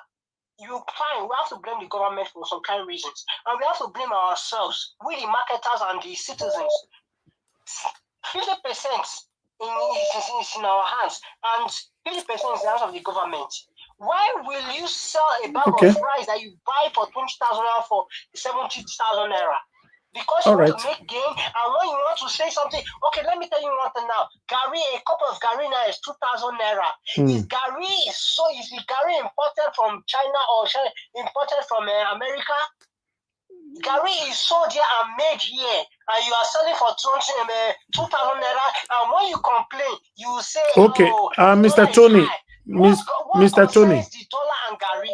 Mr. Tony, lastly, what can you blame Tinubu for right now with the situation in Nigeria? What I will blame Tinubu for in the situation of Nigeria, for him not holding people accountable for what is happening in Nigeria. Any minister, any senators, anybody that is making things difficult for Nigeria today, he has to make them accountable for what he's doing today. Okay, that's wonderful. I like that. Yes. I like your response for that. Thank you. All people accountable for what they are doing. Okay, thank you very much, my brother. I appreciate you. Let's quickly pick another call. Thank you. Yeah. Mr. Shimize, thanks for calling in, sir. Good evening to you. Please talk to us. Yes, good evening. I'm just listening for a long time. I'm at work. Mr. Tony, I call level Nigeria. Say something the way it is. You are among of people that we are talking about. You are coming here to defend through your so-called Balablu. I will give it to you the way you want it this evening. Come on, man. What are you talking about? You know how much cement is today? Cement is 9,500. I'm doing projects. The last cement I bought was 5,000. But today is 4,000. Mr. Shimize, he just admitted that he blamed Tinubu for not holding these people accountable, whatever that is going on in Nigeria, both the minister or anybody. So I believe that last submission means a lot, or don't you think so? Yeah, but neither watch. Anyone that come here starts, mingling, trying to mingle. He don't want to go straight, because why he put that last statement was because he come in, that what he's saying, what he's saying is wrong. That's why he's trying to mingle out. This guy is just, this type of people we are talking about, he can't even say the truth. I ask them this, Mr. Tony, ask them his family, how are they feeling? He's in the UK or Italy, how much has he sent every week? It's just lamenting nonsense. Thank you. Bye-bye. Thank you, Mr. Shimize. Thank you. For me, though, how he started, yes, he was supporting Tinubu, which is very wrong. But how he ended, for me, if you ask me personally, as we speak, Tinubu is illegitimate president, fine. But I will still blame him 100% for not holding anybody accountable for whatever is going on. This is what I talk about on this platform every day. But there are a lot of people that are supposed to be in jail that is not in jail. So that means Tinubu should take all the blames if he's not doing the right thing. That's all. He should take all the blame, and Niger Watch. You see, I think I was laughing at the background because it's like maybe in everyday man they learn the way you handled it. You gave him a long rope to tie himself. In the end, you asked him, who do we blame? he said that the minister were thief. Who appoint thief? The bulk, even if rain fall too much, there is flooding in anywhere in Nigeria. Saying that rain, na natural disaster, rain fall, earthquake happen. The whole blame, whether you blame local government chairman, everything ends up in Tinubu's table. Exactly. That is the No, bulk. at least The whole bulk in Nigeria must that stop was at the his reason table. why you see I didn't go extra miles with him anymore, because his last statement said it all. So the thing is this, when you are appointing somebody, say that means CM now they appoint with clean record. Now when I go there, go the thief. What do? You go say, I don't know, say this man a thief, or yeah, give me your resignation. People go say, yes, you are acting. And not be say they thief. So they are sort of implicating so many people, and you keep quiet. You are an accomplice. Exactly. More so when we know that Gbajabiamila has stolen money in Georgia, state of Georgia, not from government, but from his own client. Somebody will go to a lawyer, say, help me. After paying the lawyer help you to even steal from the client. We know that one, and you still appoint him. So when better do as a better thief, can't implicate Gbajabiamila, and you kept quiet in Aso Rock, it means you are an accomplice. Not be appointed him. What you do, then you remove him. That is how to you swiftly. People go say at least. Because you go say Nigerians, I'm sorry. If I had not said this one a thief, I for not appointed, then people go say at least you are taking. How many months is still there on his seat? Which means you are an accomplice. Not them. I beg, make we hear what. Thank you. Let's move on. Mr. Elvis. Mr. Elvis. Yeah, let me add my voice to this guy, Tony. You see, it's because of people. It is because of people like this that sometimes we prefer solutions. So that I know there are a lot of them out there, and one of the things they say that one is just right there on their lips. You are just talking. You don't have solution. Now you have solutions on the table. They now come out and be saying this nonsense. Wonders shall never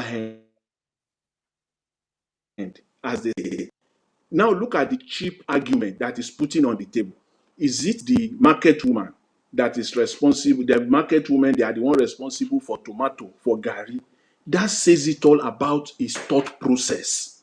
It's so faulty to say the least, right off the bat.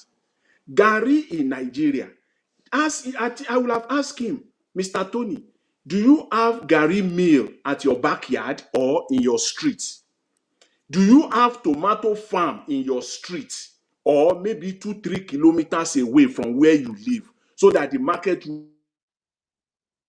will eat? The people that have this tomato, they will have to transport it. The 1,000 naira they used to transport tomato, it is now 10,000 naira. The 10,000 naira they used to transport yam, it is now 100,000 naira. So he's talking about, he doesn't even have a clue.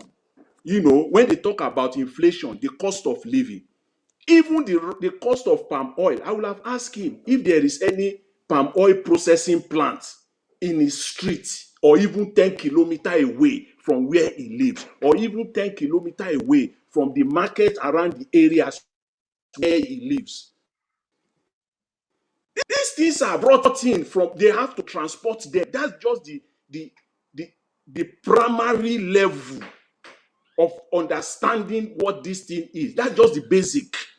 So when you understand the basic, then you won't even come out to see. It shows your lack of understanding of what Nigeria, that is a singular economy. Everything is based on crude oil. 99% on crude oil. What is it that Nigeria exports, Mr. Tony? Tell me one single thing that Nigeria exports out. All right. Is to the what Nigeria is getting from crude oil. The beautiful thing so when about people like this talk, it's just their level of understanding. Thing about it, at this particular point, or state of our country, we should be educating ourselves. You know, even though anybody called in to fight for Tinubu, if the person is respectful with their submission, they are entitled to support whoever they want to support. But it's our duty to educate them, you know, on the right thing to do. You know, so his last response to my questions, you know, cemented everything, you know, said it all. That yes, you are blaming the market women. I'm not arguing with you. You are blaming people that is increasing Gary. I'm not arguing with you. But above all, you know, who do we now blame for the whole thing that is happening? And he blamed Tinubu. That is all. That is the answer. That is why we are here. Because if Tinubu cannot hold anybody accountable, that means you are happy and you are aware of the situation that we are facing in the country. That is it. Let me take this call before I come back to the panel again. Yeah, good evening to you. Your name and where you calling us from. Good evening to you. Hello, off your TV now. We don't really have time for this. Hello? Off your TV now, sir.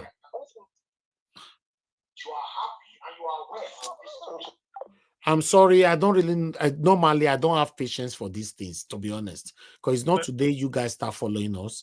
You can't call into a show, just let your TV be playing there and all that. That's not nice. I don't really have patience for that. I'm sorry. Let's move on. Please, Naija, watch 30 seconds. Let me add this to what Jonathan said. You see, regarding the cost of certain things people import, a businessman told me why what we import and sell in Ghana is cheaper than what we import and sell in Nigeria. The reason being that the ship will go carry them come Nigeria. After discharging the cargo, then go back empty. Nothing to export. But in Ghana, they may be saying this yam, they go Europe. In Ivory Coast, they say this coconut is because you buy everything. So Nigeria exports nothing, not much. So the ship will now charge you for the cost of bringing it and the penalty for coming back empty. So all those things we add to the cost of shipping goods into Nigeria. And then a businessman will say these are the overhead costs and he go put them as unit cost on each one. The price goes skyrocket. This is pure economics because we don't export anything. P2B said this thing, say the ship coming to Nigeria after discharging, they go back empty. So whatever you are bringing into Nigeria, you pay more than an average West African country, any other African country, because of the fact that they don't have anything to take home. Thank you. Thank you. Thank you very much, sir. Thank you. All right. Let's quickly, let's quickly take this here. Let's see if I can get that particular caller again. Okay, somebody else is calling in. Hello, Mr. Tony, you are calling back again. Yeah, that man that just said, oh, Tony said you say something the way it is. That man is a Biafran. He's an Igbo man. Why are you bringing excuse me, Tony, if you don't have some decorum, I'll cut you off, please. We don't behave like Agberus here. Please don't bring ethnicism into this place. Fine, get out. Since you are that satanic attitude of you people want to start coming now, then you called in from at the first time. You look like a normal human being, but this is your second call and you look like a killer, like a lunatic. So you can't call into this show never again. Thank you very much, Madam Ola, for calling in. Good evening to you. Please talk to us. Hello. Thank you very much, Madam Ola. Please talk to us. Good evening to you. Yeah. Good afternoon, everybody on the panel, the commentators, and everybody. Good afternoon, Mr. Najawat. I'm at work, so I just want to have a quick response to that, Mr. Tony. Mr. Tony, if you are still listening, this is just to educate you. If something is on the high rise in Nigeria, it affects other things. You say that the Gary sellers and what they are the one hiking the prices. Did you forget about the hiking fuel? They're going to use transportation to transport goods from one place to the other. So if you are not aware of that, that is what is affecting everything in the system. Because we might be oil producing. He's not willing to learn. He's a lunatic. A lunatic don't learn. They argue. They just argue. You are one of the gullible ones that don't really research and understand what they are He's saying. not interested. But I agree with Mr. Najawo that the last submission that Tinubu should hold everybody accountable. But the problem is he will not. He has compromised himself in Nigeria for so long that he's not able to, because if he does this to one, they will do it to him too, or he has to do it to the others. So go and learn that. If you want to support Tinubu out of loyalty that you love him, that's fine. But regards him being president of Nigeria, he cannot do it. That's all I have to say because I'm at work. Thank you very much. Thank you. Thank you very much, madam. God bless you. Mr. Tony, you are calling back, but you cannot call into this show again until you write on the comment section somewhere and apologize because you are behaving like Agberus. We don't need Agberus on this media. What we are doing on this media, we are fighting how we can have a better government that will prioritize the people, that will take care of the people, that will put the people's first, no, rather than putting themselves first. So we are here every day pouring out our plight for our government to do the right thing. I'm not interested whoever that is in position right now. I just want them to do the right thing. That's all. So if you want to behave like a lunatic, like a killer, like Agberu, this is not your platform. We know them. There are many of your people. They have YouTube channel as well. If you go there, they'll give you executive share to sit down. They might even give you wine to drink. You know, go and join them and demonstrate your satanic bigotry there. Not here. Thank you. Let me call on the next person to speak to us. Mr. Oh, it's Madam Luke. Madam Luke, please give us your final submission. 5 minutes. Thank you, ma'am. Okay. Well, what can I say? The struggle for a better Nigeria continues. And unfortunately, all roads lead to whoever is sitting in Aso Rock right now. And like many have finally deduced, we are in a terrible situation. Because there's not going to be any form of accountability, because you have a compromised entity as your ruler. And this person is compromised both domestically and internationally. He will keep bribing his way because he has accomplished his aims. His aim was to answer that title, President of Nigeria, and to recoup all he has spent in achieving that aim. So anybody calling for accountability is a waste of time. Because like somebody rightly said, if you have to talk to Buhari, you have to call Jonathan, you have to call Obasanjo, you have to even dig up Yaradua, and even the IBB that is there. So how do you think that is going to happen? Because if you know, the moment you touch one, all the others will go against you. And that is why I keep saying, tribal and ethnic bigotry is the death of our country. And it will continue because it keeps spreading to the south. And that's the reason why you have people like Uzodimma and Umba and Umahi, Yahaya Bello, the crumb eaters. The crumb eaters of corruption. When the masters have finished eating, then you have the crumb eaters. And that is why, yes, it's everybody involved. But you see, the problem is between this satanic arrangement between Tinubu and the Northern Cabal. Now we have the Southern Cabal, and it's going to be ping pong ball. The moment you touch the Southern Cabal or the Southwest Cabal, the Northerners will come up. I mean, if you touch the Northern Cabal, they will rear their ugly heads. So they keep going back and forth and plaguing Nigeria into a bottomless pit. And let me tell you why it is impossible for the people of Nigeria to rise. Because you have two classes of people. The World Health Organization has already let you know that 1 in 4 Nigerians are mentally challenged. 1 in 4, that is 60 million. And those are your people that they're using to do your elections. Those are the people that are thumb printing. Those are the people that are snatching and grabbing. So what makes you think, as they're plying them with the drugs that they need and the money they use to feed their drugs, what makes you think you can reason with them? So you see, it is a captured situation, a captured state. And we're talking about the military, but your military is infiltrated because all it takes is a phone call from the big boys. Your military will split into ranks. All from the middle belt down will be killed. And we're back to square one. So we are in a very grave situation. The struggle for a solution continues, but it does not lie in the man in Aso Rock. So now that we know that the man in Aso Rock cannot solve the problems, where do we go from there? Thank you.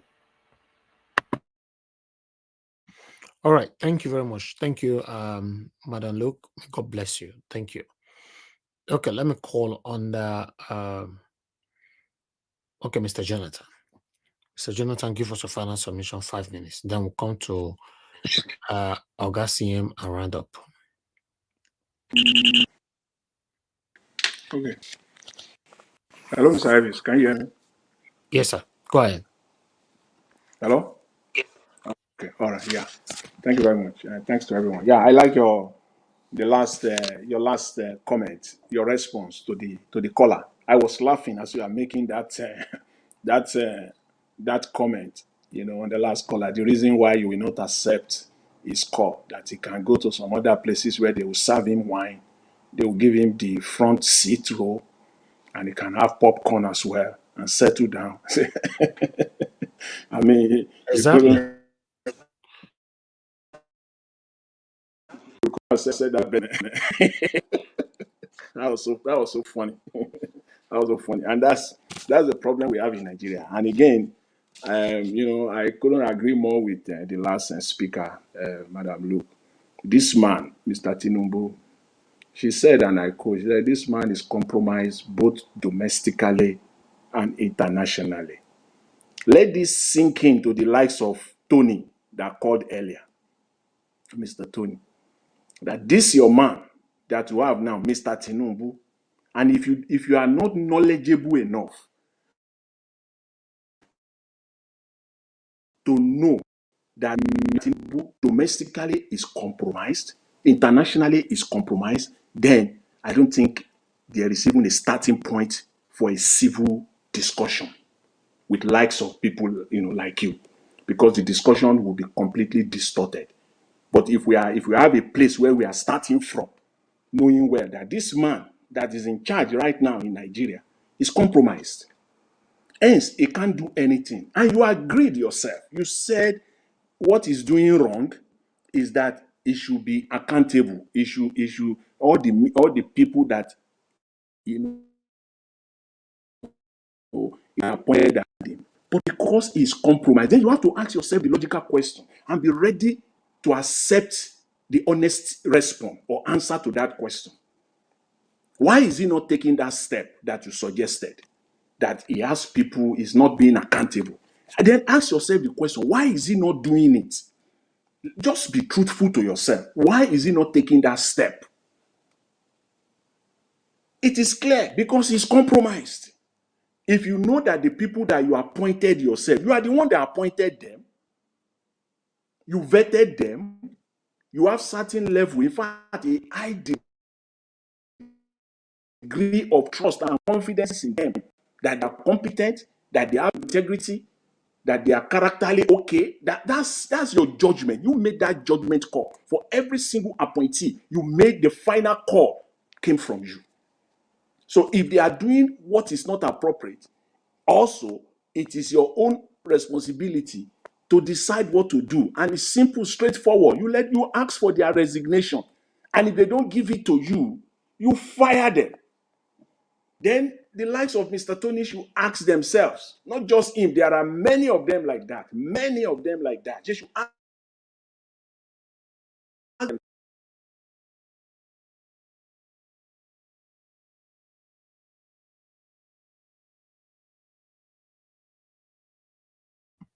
Okay, Mr. Tony, your network, we can't hear anything from you at all. Your network is very bad. We're struggling anyway. Try to see if you could come back again. Okay, but while we wait for you, I'd like to quickly move on to Augustine. Augustine, please talk to us, sir. Your final 5 minutes. Okay, thank you, Niger Watch. Actually, I think what I said in respect of the Reverend Father who said Nigeria needs 20 years to tackle, people should give Tinubu time. I think that's also should apply for Pastor Adeboye. Nigeria needs urgent spiritual help.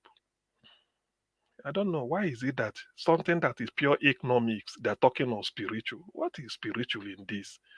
That you are not giving, there's no electricity. Let's see, sometimes, or because we don't have time on this, either in 2017, Abba Kyari or something like that, with the chief of staff, went to Germany instead of inviting Germans to Nigeria to say want to sign something with Siemens of Germany for our power generation, and they gave all the assurance. The same time Egypt did it with them. There's no spiritual there.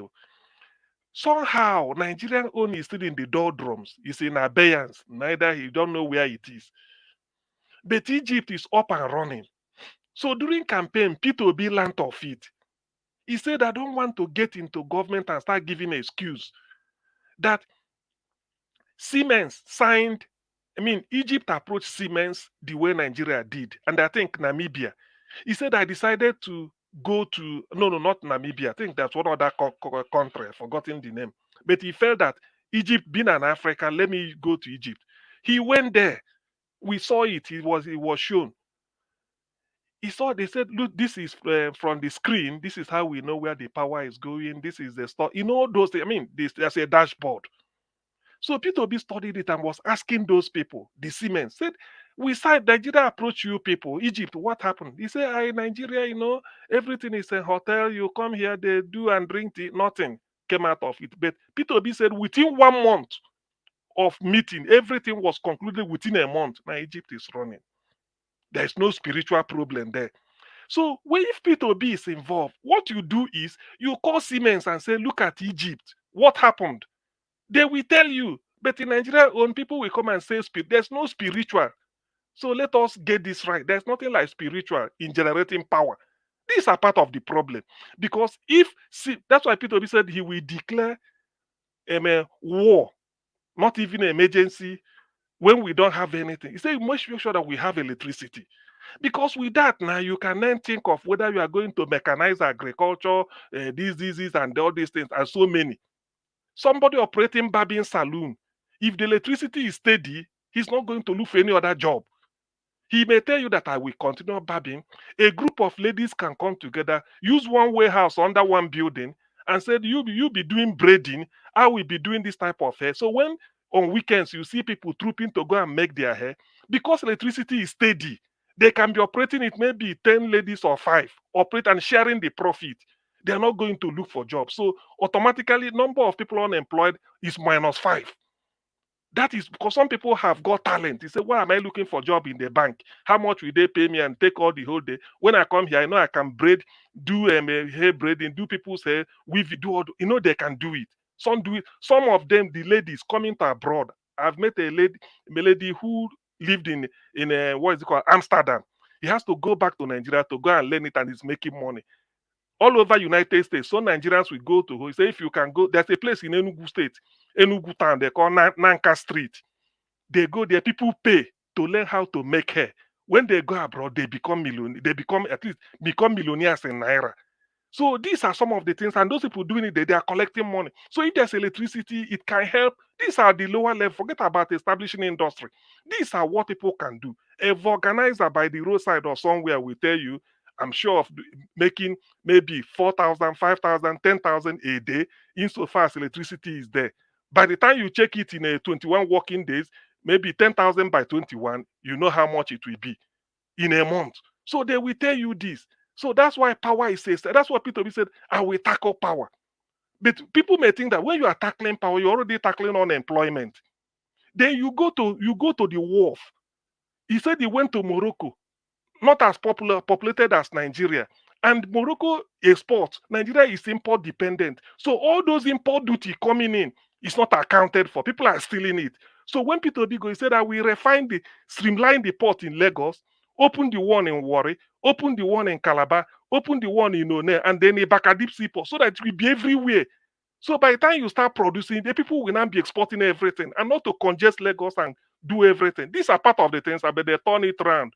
That if Peter Obi comes in, he will close down Lagos. When he closed down Lagos, he want to open the port in the south. So I don't know. So this is the part of, so it doesn't require spiritual. I'm talking to Pastor Adeboye. There's no spiritual in it. All he requires is a bit of imagination with a high dose of integrity and honesty, and then discipline, so that you do not approve money and then steal from it again. So these are pure practical economics. I always say it here, economics is a simple subject, but it requires common sense. It's as simple as that. Your balance of payment will increase, favorable, your balance of trade. So that is what Nigeria needs. But some people will just come and then bamboozle. When I talk all this, I said, what is there? If you sort out power, I don't want to talk about industry. Forget about there are what is it called? Barbing saloon in every local government in Nigeria. People barb their hair. In Lagos, it's every corner, every street corner. They everywhere. Instead of better pass my neighbor, even the thing will decrease. The chances of houses burning because of petrol explosion will decrease because there is power. And you collect what they call NEPA bill because they are not paying. And people will tell you that. I just use barbing between barbing saloon for men and then hairdressing saloon for ladies. These are, at least it will take, even if it's 10 people, it takes out of a job market. That is something. Then you move to another thing. What of people driving? So there are a lot of things. But when you say it like this, people will just come here and then tell you, oh, you hate Tinubu. Not hate Tinubu. The man lacks, he has no plan. For those like people that are listening, Tinubu has no plan.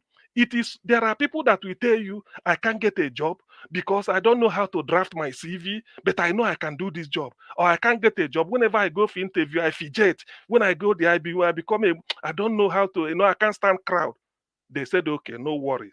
This is your appointment letter. Come and start work. No interview. And you fail. Tinubu, you didn't go for debate. That's why we should have interrogated you. You refused. People like Babajide Kolado Titoju in TVC, they say, after all, debate, is it in the constitution? I mean, why is all these people just using social media? He was talking nonsense then. They are not seeing the result. He was not tested. Now, when he gets in, no plan. Even if, okay, they rig you in, now you are free. Supreme Court say, now you get them. INEC say, now you get them.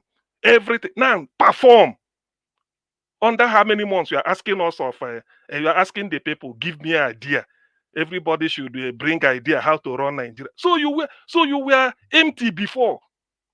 And you signed a 48-year, you take an oath of office on 29th May 2023 that will last you for 48 months. So not even up to 1/4, 25% of the time, you're already asking for idea. How can you run out of gas? You prepared for a football match that will last 90 minutes. Maybe not up to 25 minutes into the match, or maybe, 22 minutes into the match. You're not up to 1/4. And you're already telling the referee, the referee time now, he never reached to blow off. So you see, this is the mess Nigeria is now. The man has no plan. Otherwise, where is his plan? Where are the economists that will help him? Jonathan came in. He's what they call him, fisherman, because he studied botany and then he studied the zoology, specialized in fisheries and hydrobiology, all these things. They say, he go and brought Okonji. He brought Okonji Iweala. He brought the likes of Professor Adeshino of African Development Bank. He assembled them. He said, this is the economy, let's run it. Okonjo performed. And you see Nigerian economy, people were saying, so Tinubu, where are the people that will help you? Where any Nigerian, where are they? Forget that. We are not talking about rigging election anymore. You'll be placed on a platter of gold. Or you defend that your plan. You are saying strategy, build Lagos. No be me build Lagos. The man sabi, he got first class. Forget about first class. Now use that to your knowledge of first class. Okay, Chicago, where you graduate, graduate. Those ones are gone. Use that in here. Show us what you can do. You are now in charge from beginning to end. Show us. But they are still stealing crude oil today. Nothing. It's like the man is sleeping. No wonder this. What is it called? Is it one doctor Adetokunbo Pias of University of Lagos? Then he said they should impeach him. That the man is senile. That is the thing. So the man is confused. He doesn't know what to do. He just dragging. He just want to be there. Where is your plan? Do the thing now. Where nobody is challenging you anymore. Do it. No more court case. If you know what you have, release all your armor. Release the bullet you have in your armory. Let Nigerians see. Nothing. You are coming to us again after telling us give us your vote. They rigged you in. You are not asking the people if you have idea. Funnel. Even if I have idea, I won't give you. Because it's not yet time. It's injury time I can give. So you've run out of idea. Even when you've not spent 25% of the 4 years, it's a shame. All right. That's what I raised here. Thank you. Thank you very much, sir. Thank you very much. Yeah, okay, Mr. Jonathan. Yeah, thank you, Mr. Ivy. Sorry about Use that. your 5 minutes now, please. Yeah, thank you. Thank you for that interruption. It was my network. I don't know how that came about. But anyways, Dr. CM, you said it all. The economists, where are they? Where are they? The good ones, they are not ready to come. It's Nigeria we're talking about here. It's Nigeria we're talking about here. Massive talent, globally, even locally, massive talent. People are there. But the people of integrity, truly, they are not ready to come out and work and sacrifice. If you will need to have some element of mental issue for you to come out now. If you and say, okay, I want to work for this man, because you have to process it very well. Where are they? They are there.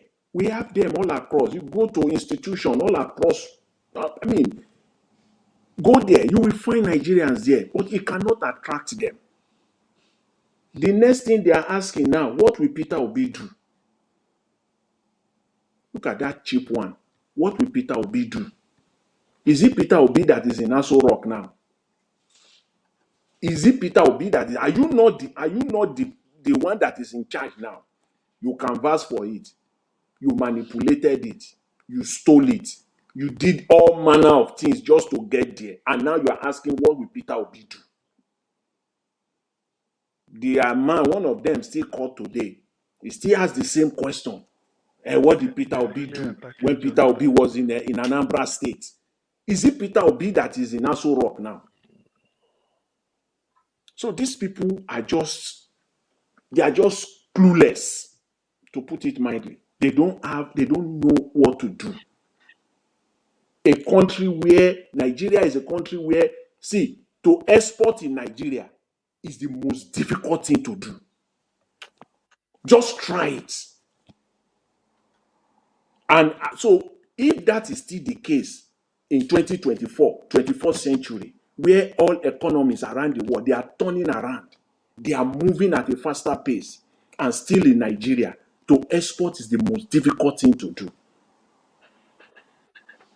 I live in Canada. I go to United States to export out of, you are not even a citizen, to export there.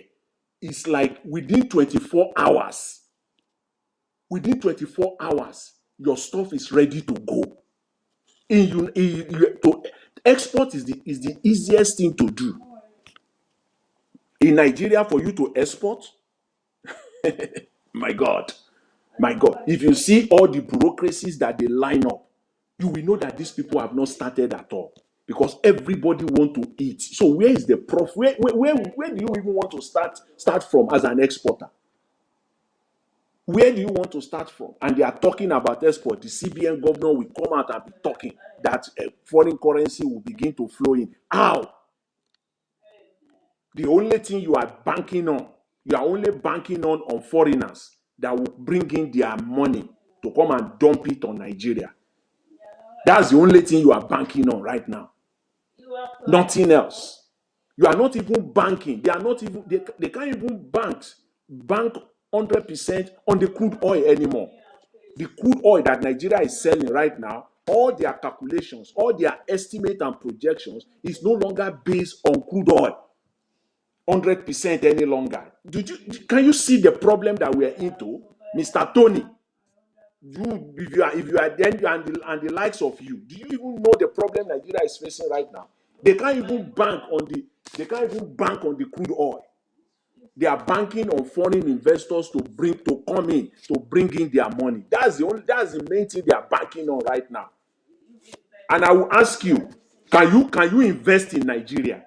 That's the one question that any one of you supporting Mr. Tinubu, I will honestly ask you, can you invest in Nigeria right now? I can't wait to hear their responses. People like this, and the man who call himself man from the moon or whatever he call himself, and the likes of Tony, all of them all over the place. Can you invest in Nigeria right now?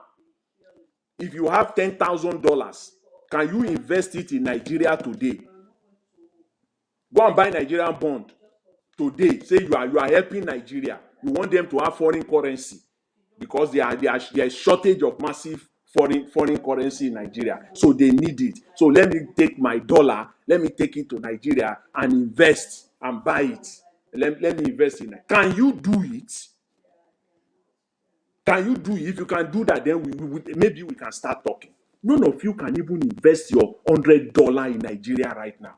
I mean, not to start your own business, to invest it in the Nigerian government. They are looking for dollars now. Take your $100, go and invest it. Go to say they have it all over the place. Go to your bank. Tell them, go and buy it. You can invest. Then you are talking of foreigners to come in. Peter Obi said, when the investment will become, it is Nigerians in the diaspora that will first of all invest in the economy of Nigeria. When they see Nigerians coming, they will follow. So you are telling us that these people have ideas. They have no clue what they are doing. And it is clear, it's all written all over the world. All over the world, we can see it. If you can't see it, people that can reason, they can see it. That is where nobody in his right senses will come and say, who will come? Which economists will come? Because they will tarnish your integrity. Before you get into the Ministry of Finance, they already set you up day one. All the bureaucrats, all the civil servants, they've set traps for you. The day you enter into the Federal Ministry of Finance like this, there are traps, there are mines all over the place. Wherever you step on, you cannot succeed. You can't succeed because the civil servant there that is earning 70,000 naira per month. You will tell me, and all his children are studying in UK, he's earning 70,000 naira per month. All his kids are studying in UK, some of them in the United States. He has built 3-4 houses. So you want to come now and stop him so that he will get all his children out of school, Abi? You will have to sell those houses, Abi. You have work to do. You have a lot of work to do. You better think. Because that civil servant, they are the one, they collude together, surviving. That is why is it not madness? Is it not madness that people are earning 70,000 naira and they are selling a bag of rice for 65,000 and they are not on the streets? How can you put that together? Does it make sense? If not that the fact that you are earning something under the table. If not that you are sabotaging the problem from the top to the bottom. Does it make sense? Somebody earning 35,000 naira and he has not hit the street as of now in Nigeria. Somebody earning 80,000 naira. He has not hit the street as of now. Rather, all his children are studying in United Kingdom. How do you add that up? Does it make sense? Does it make sense? That's why they say, okay, everything is okay. We are fine. Nigeria will let us pray. Because let us pray. Let us pray with your 60,000. You know, in Nigerian civil service, if you are earning 70,000 naira, You are not a junior staff there. With all your bonuses and everything, you are earning 70,000 naira. You are not a junior staff. Go to Ministry of Works. Somebody earning 75,000 naira per month. And all his children are not in Nigeria. All of them, they are not in Nigeria. And that's why they can't eat the streets. They can't do anything. These are the people that we have in Nigeria, from the minister down. And the minister that will come, that has integrity, that will come and clean up this thing. He will have to clean up this thing. He has a battle to fight, a very strong one to fight. When the man that is at the end is compromised, what can the minister do? The minister that you appoint, what can they do? They can do nothing. They can do no damn thing. They can do nothing. Because even if there is a whistleblower, within the ministry, within the parastatal, that whistleblower, they will buy him. If need be, they will buy that whistleblower. They will get rid of that whistleblower. That's where we are right now. So if you are those economists, it's a hard question. Where are you? Where are they? They are all over the place. Hard question, but very simple answer. Where are Nigerian economists? They are all over the place, all over the world. But the ones with integrity, with character and competence, they will not come. They cannot work for this government. Any one of them. When do you want to see the likes of Okonjo-Iweala? Where? That will come now and say, okay, let me come and contribute my own quota to the development of my country. Let me come in and do, put in my own effort. Let me just come and do it. Where do you want to get them? They dare not. They will not come. Not to come and work for the likes of this. Are they going to work for Mr. Tinubu, for crying out loud? Because all the ministers, because you have to pay money to private accounts.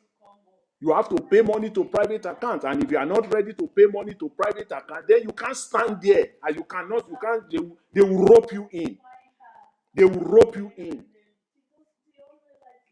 That's where we are in Nigeria, unfortunately. Mr. Elvis, I will leave it at that for now. So for the likes of people that are saying Thank you. For those that are saying that Mr. Tinubu, we should leave Mr. Tinubu alone, please, the buck stop at his desk. He is the one that is responsible. He is the one. Only him alone is responsible. And if he knows he really wants to do anything good for Nigeria, he knows it. Right now, get rid of all those people around you. All of them. Get rid of all of them. If you really meant it, get rid of all of them. Then we will know that you are talking. I dare you anyways. Thank you very much, Mr. Elvis. I appreciate it. All right, Mr. Jonathan, thank you very much, sir. God bless you. Thank you. Okay, we have Give Us a Mandate, who's just coming in now. Give Us a Mandate. Good evening to you. Thanks for joining us. I'll give you 5 minutes to talk to us so that we can round up. Thank you. Thank you very much, Mr. Elvis. Good evening to you, to the panelists, and to everyone. Hopefully, you guys can hear me clearly. Go ahead. Thank you very much for the time. I mean, thank you for always doing this and doing this again.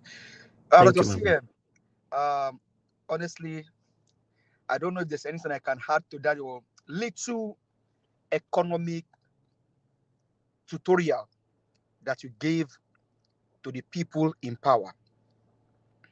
Mr. Jonathan, I don't think we need to travel all over the world to bring in economists to help solve the issue of Nigeria.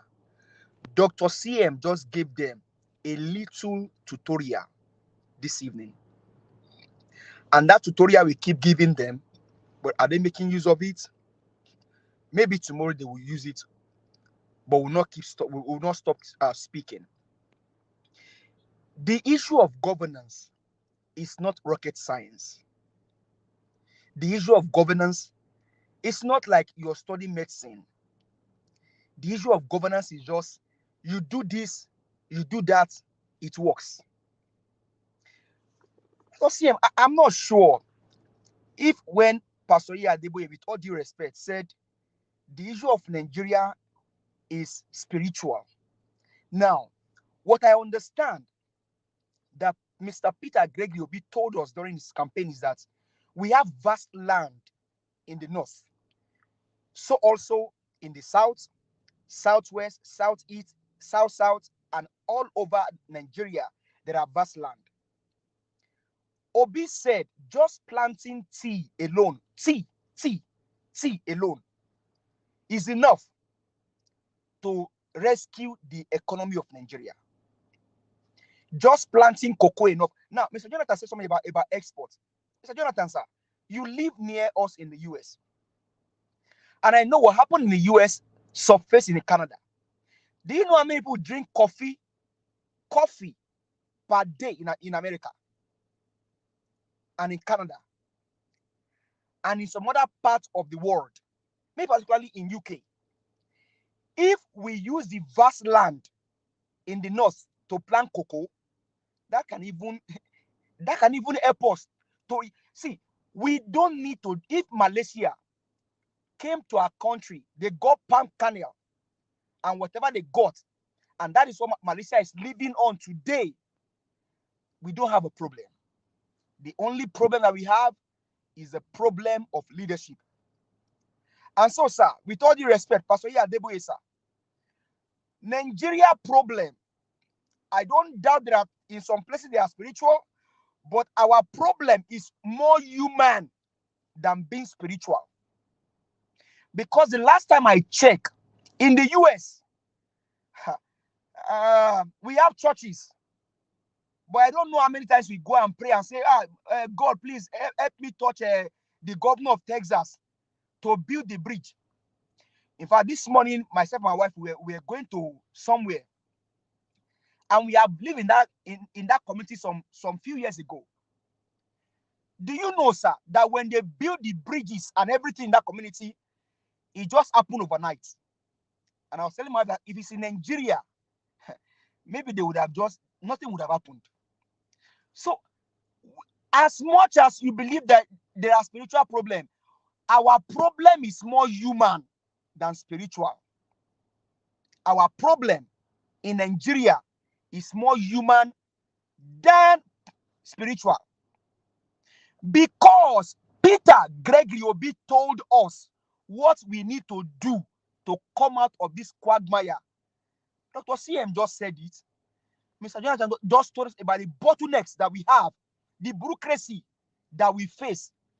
And I said yesterday that this government lacks fiscal policy and they lack monetary policy. From what Dr. CM told us, there is fiscal policy in there and there is monetary policy. And everything goes back to what Mr. Peter Gregory Obi said. It costs us much to import into Nigeria.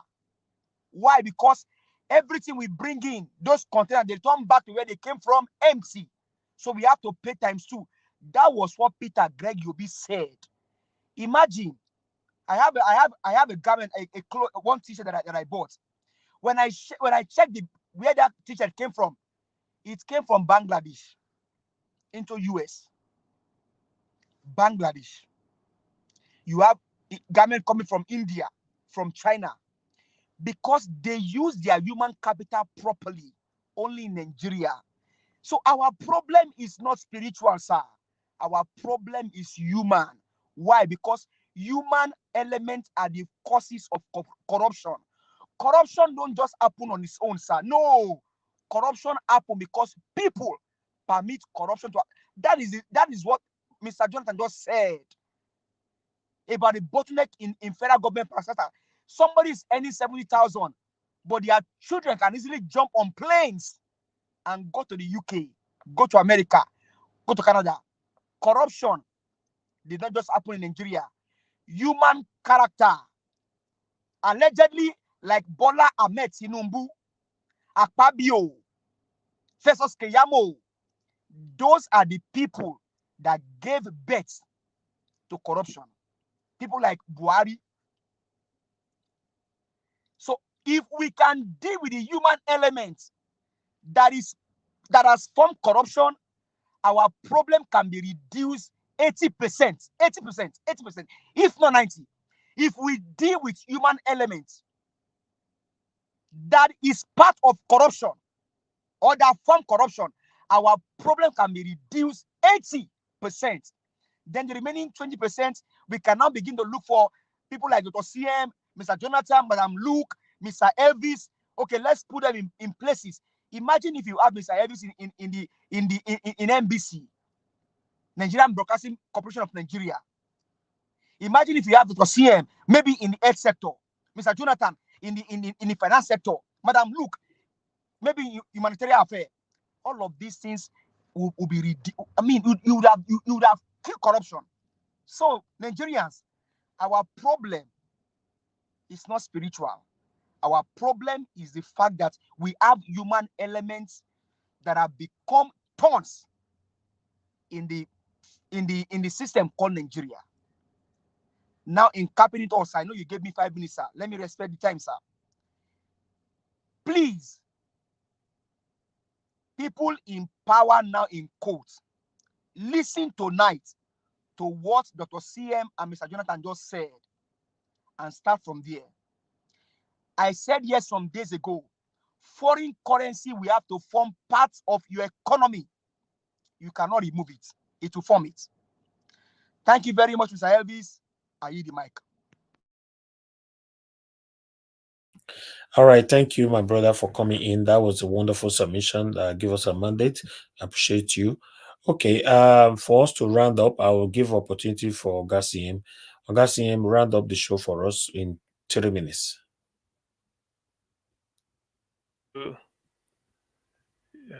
Yeah. Thank you, Niger Watch. In fact, I really have to learn the last word as usual. Thank you for this opportunity. At least we come here to brainstorm. I've also learned 1 or 2 things today. In fact, not 1 or 2, so many. The thing is, when we say things the way we want to say it, it is not that we hate. Like I said, nobody is challenging any more election. Now, give us what you have. No government can come to power and be telling the citizens the idea. Come and give government idea. You have idea. What manifesto did you present? Wait, even if you don't know, just off the cuff, the problem of Nigeria, insecurity, you'll go into economy. And what are the catalysts that will help you revive the economy? People will say unemployment. Yes, there are little things you could do. We'll be chipping away on the proportion of the country or the population of the country that are unemployed. Little things. That power is one of them. When there is power, it's okay, let me go into agriculture. Just insecurity first. The way you look at it. You sit down and say, what is really happening? Anyway, in Nigeria's own case, we know that the insecurity is being sponsored by APC.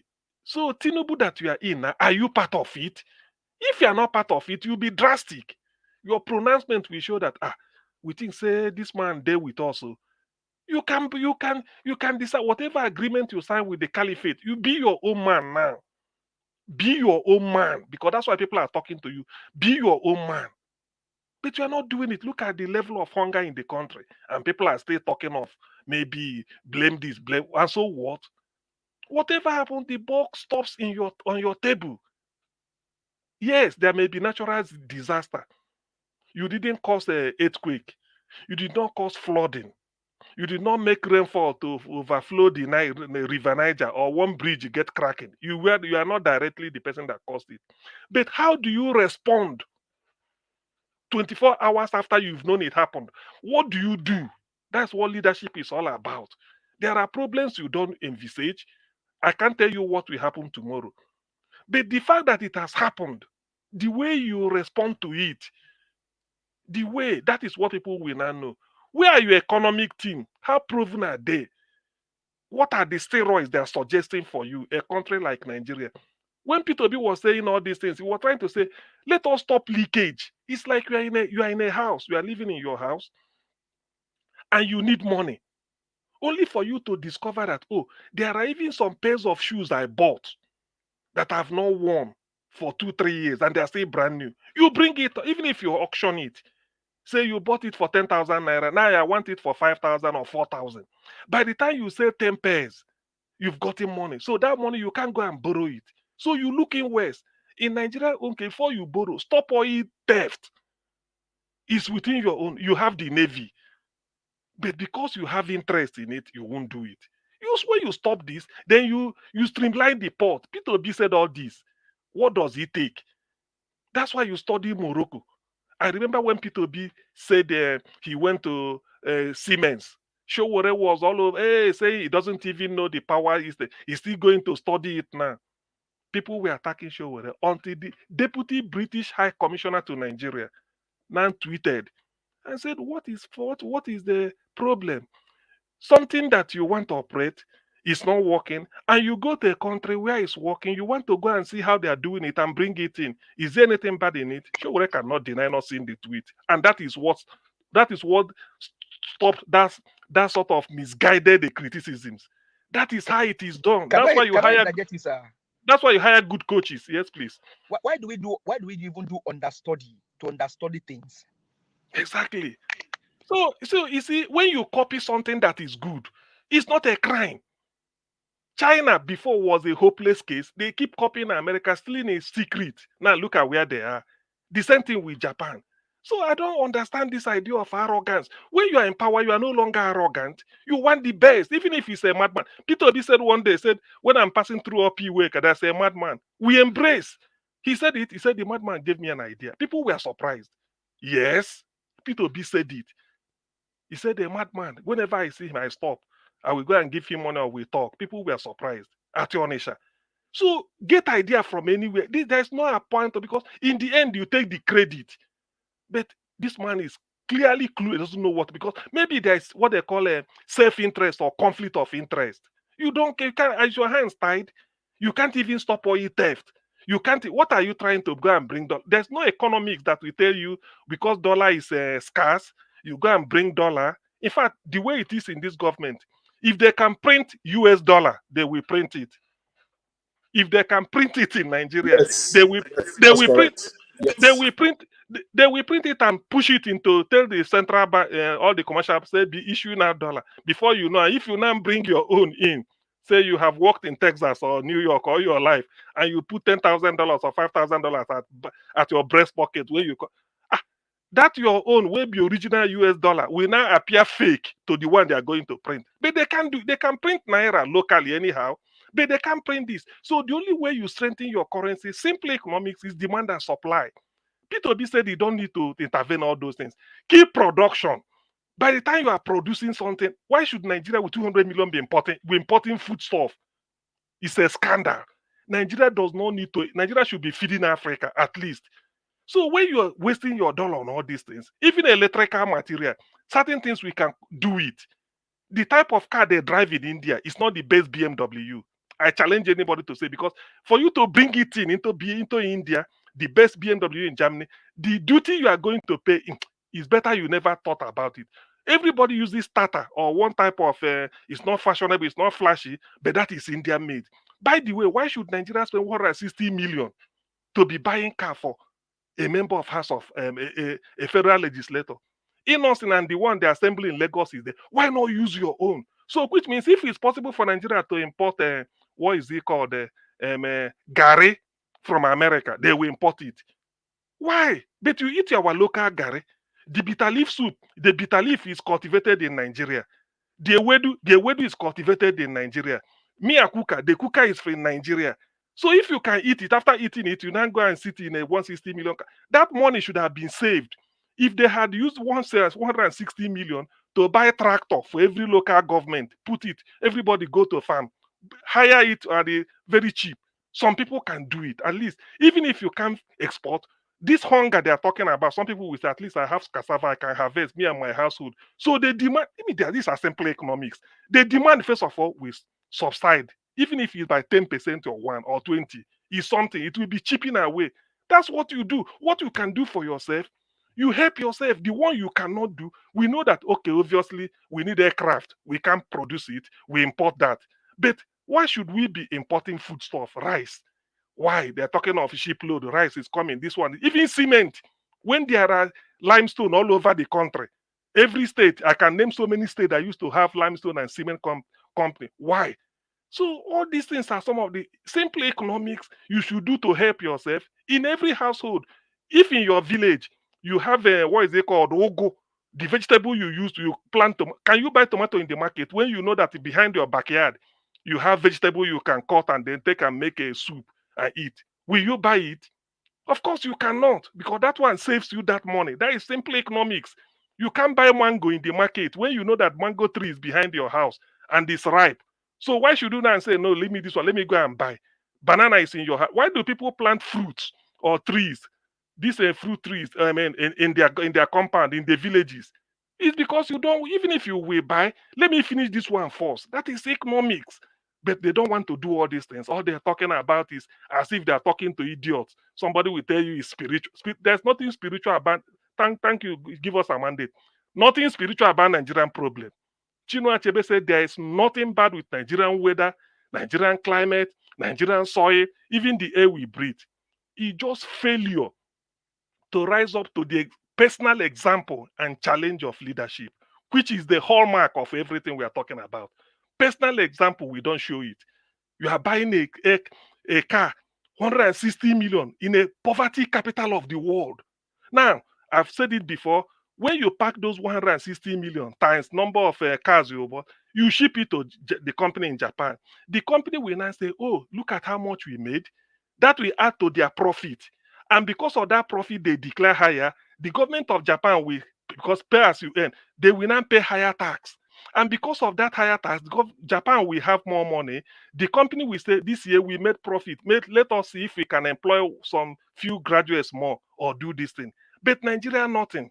Now, turn it around. You carry that money, give it to Innocent at Ine, we produce car, or maybe anyone, the one they say they have in Lagos, you give it to those people. Those people will say, oh yeah, we've made 160 million times, so or whatever it is.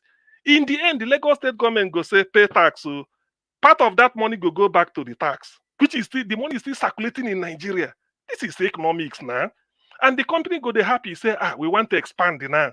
Let us take more people. Even if it's only 50 they employ, that is total number of unemployed people in Nigeria minus 50. And those 50 you employ, some will say, okay, I can now help my brother by giving him 10,000 naira a month as they look for job. That is the trickle effect. That money from Abuja, it goes to Lagos. From Lagos, the money goes back to federal internal inland revenue, federal inland revenue service, FIRS. That is the way it happens. That's why nobody wants their money to go out. But deliberately, they have to go and pack that money and give to Japan. Nothing. Only what you get is just a piece of paper, receipt. Say we supplied, we supply you. That's all. Tomorrow, the spare parts will break down. You have to go and import it.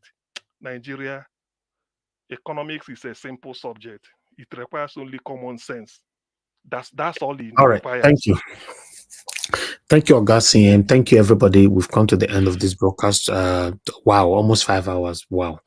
I appreciate you all, my people. Now, God bless you. Now, everybody that joined the panel today, Madam Luke, guys, CBD, Augustine, Mr. Jonathan, Mr. Give Us a Mandate, Mr. Onero, Madam Patricia. Thank you very much. God bless you all. I appreciate every one of you. Thank you very much for your time with us today. Everyone that called in, I appreciate you all. Thank you very much for your time. We are here calling out our government to do the right thing, because the things that's happening right now in Nigeria is not pleasant. We can't continue like this. We cannot pretend that everything is fine while people are losing their lives every day. It has become a normal thing for people to die in Nigeria. It shouldn't be normal. It shouldn't be normal for any reason. Any angles you try to look at it, it shouldn't be normal. But nevertheless, let's continue to do our part. Let's continue to do our best by putting our voice out there to call out the government to do the right thing. Thank you very much, my people. I appreciate you all. On the comment section, I'd like to appreciate every one of you. And those of you that supported Suberry, thank you very much. I saw the support, for our brother in North. Thank you very much. May God bless you. And I do like watch. Thank you very much. Papi, thank you very much. God bless you all. May God bless every one of you. Right, the mother for all Mommy Diaspora. Thank you very much, Mommy. Appreciate everything that you do. Tony Africa, I can see you right there. Tonia, Maduke, thank you. Oga Chris, thank you very much. You try calling in tomorrow. Please try to make it a call in on time. God bless you. Injidima, thank you very much. Michael Ganemaro, Anthony Ola, Justice, thank you. Voice of the Watchman, and many other right there. I appreciate every one of you. Please press on the like button and help us to share this broadcast. For those of you that are going to be playing back this video, please endeavor to share our videos, like our video, subscribe to Naija Watch channel, hit the notification bell to be notified whenever we are here. My people, please allow us to end the show. I'll see you guys tomorrow. Good night and bye for now. I know they do competition with anybody. If I offend you, forgive me. Thank you. Thank you. Show me love. Good night, everybody. Go there, biza. Kama bara wa lo ninu ife kan akanbi. I know they do competition with anybody. If I offend you, forgive me. Show me love. I go show you love. Kama bara wa lo ninu ife kan. But I know they do competition with anybody.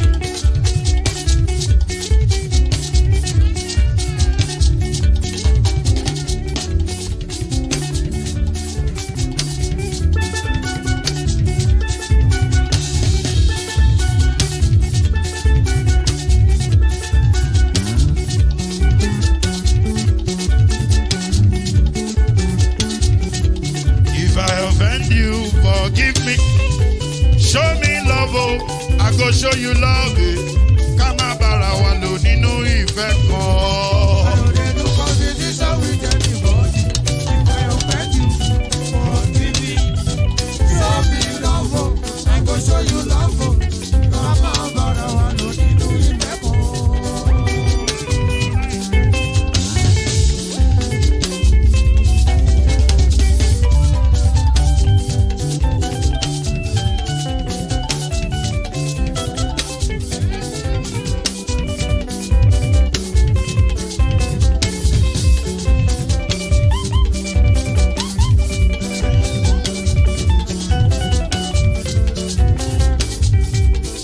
No, they do competition with anybody. If I offend you, forgive me. Oh, tó bá ti sanwó fún Ṣẹ́gun Nàbí o, ẹ fẹ́ jókòó. Alákọ̀bí Ṣẹ́gun Nàbí. Alákọ̀bí Sábà Mẹ́la. Anybody. Any anybody.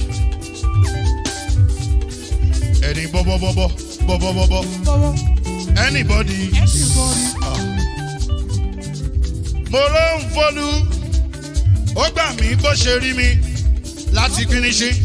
Délé mo ló ń fọlú, ẹ jẹ́ ń sọ̀rọ̀. Délé o.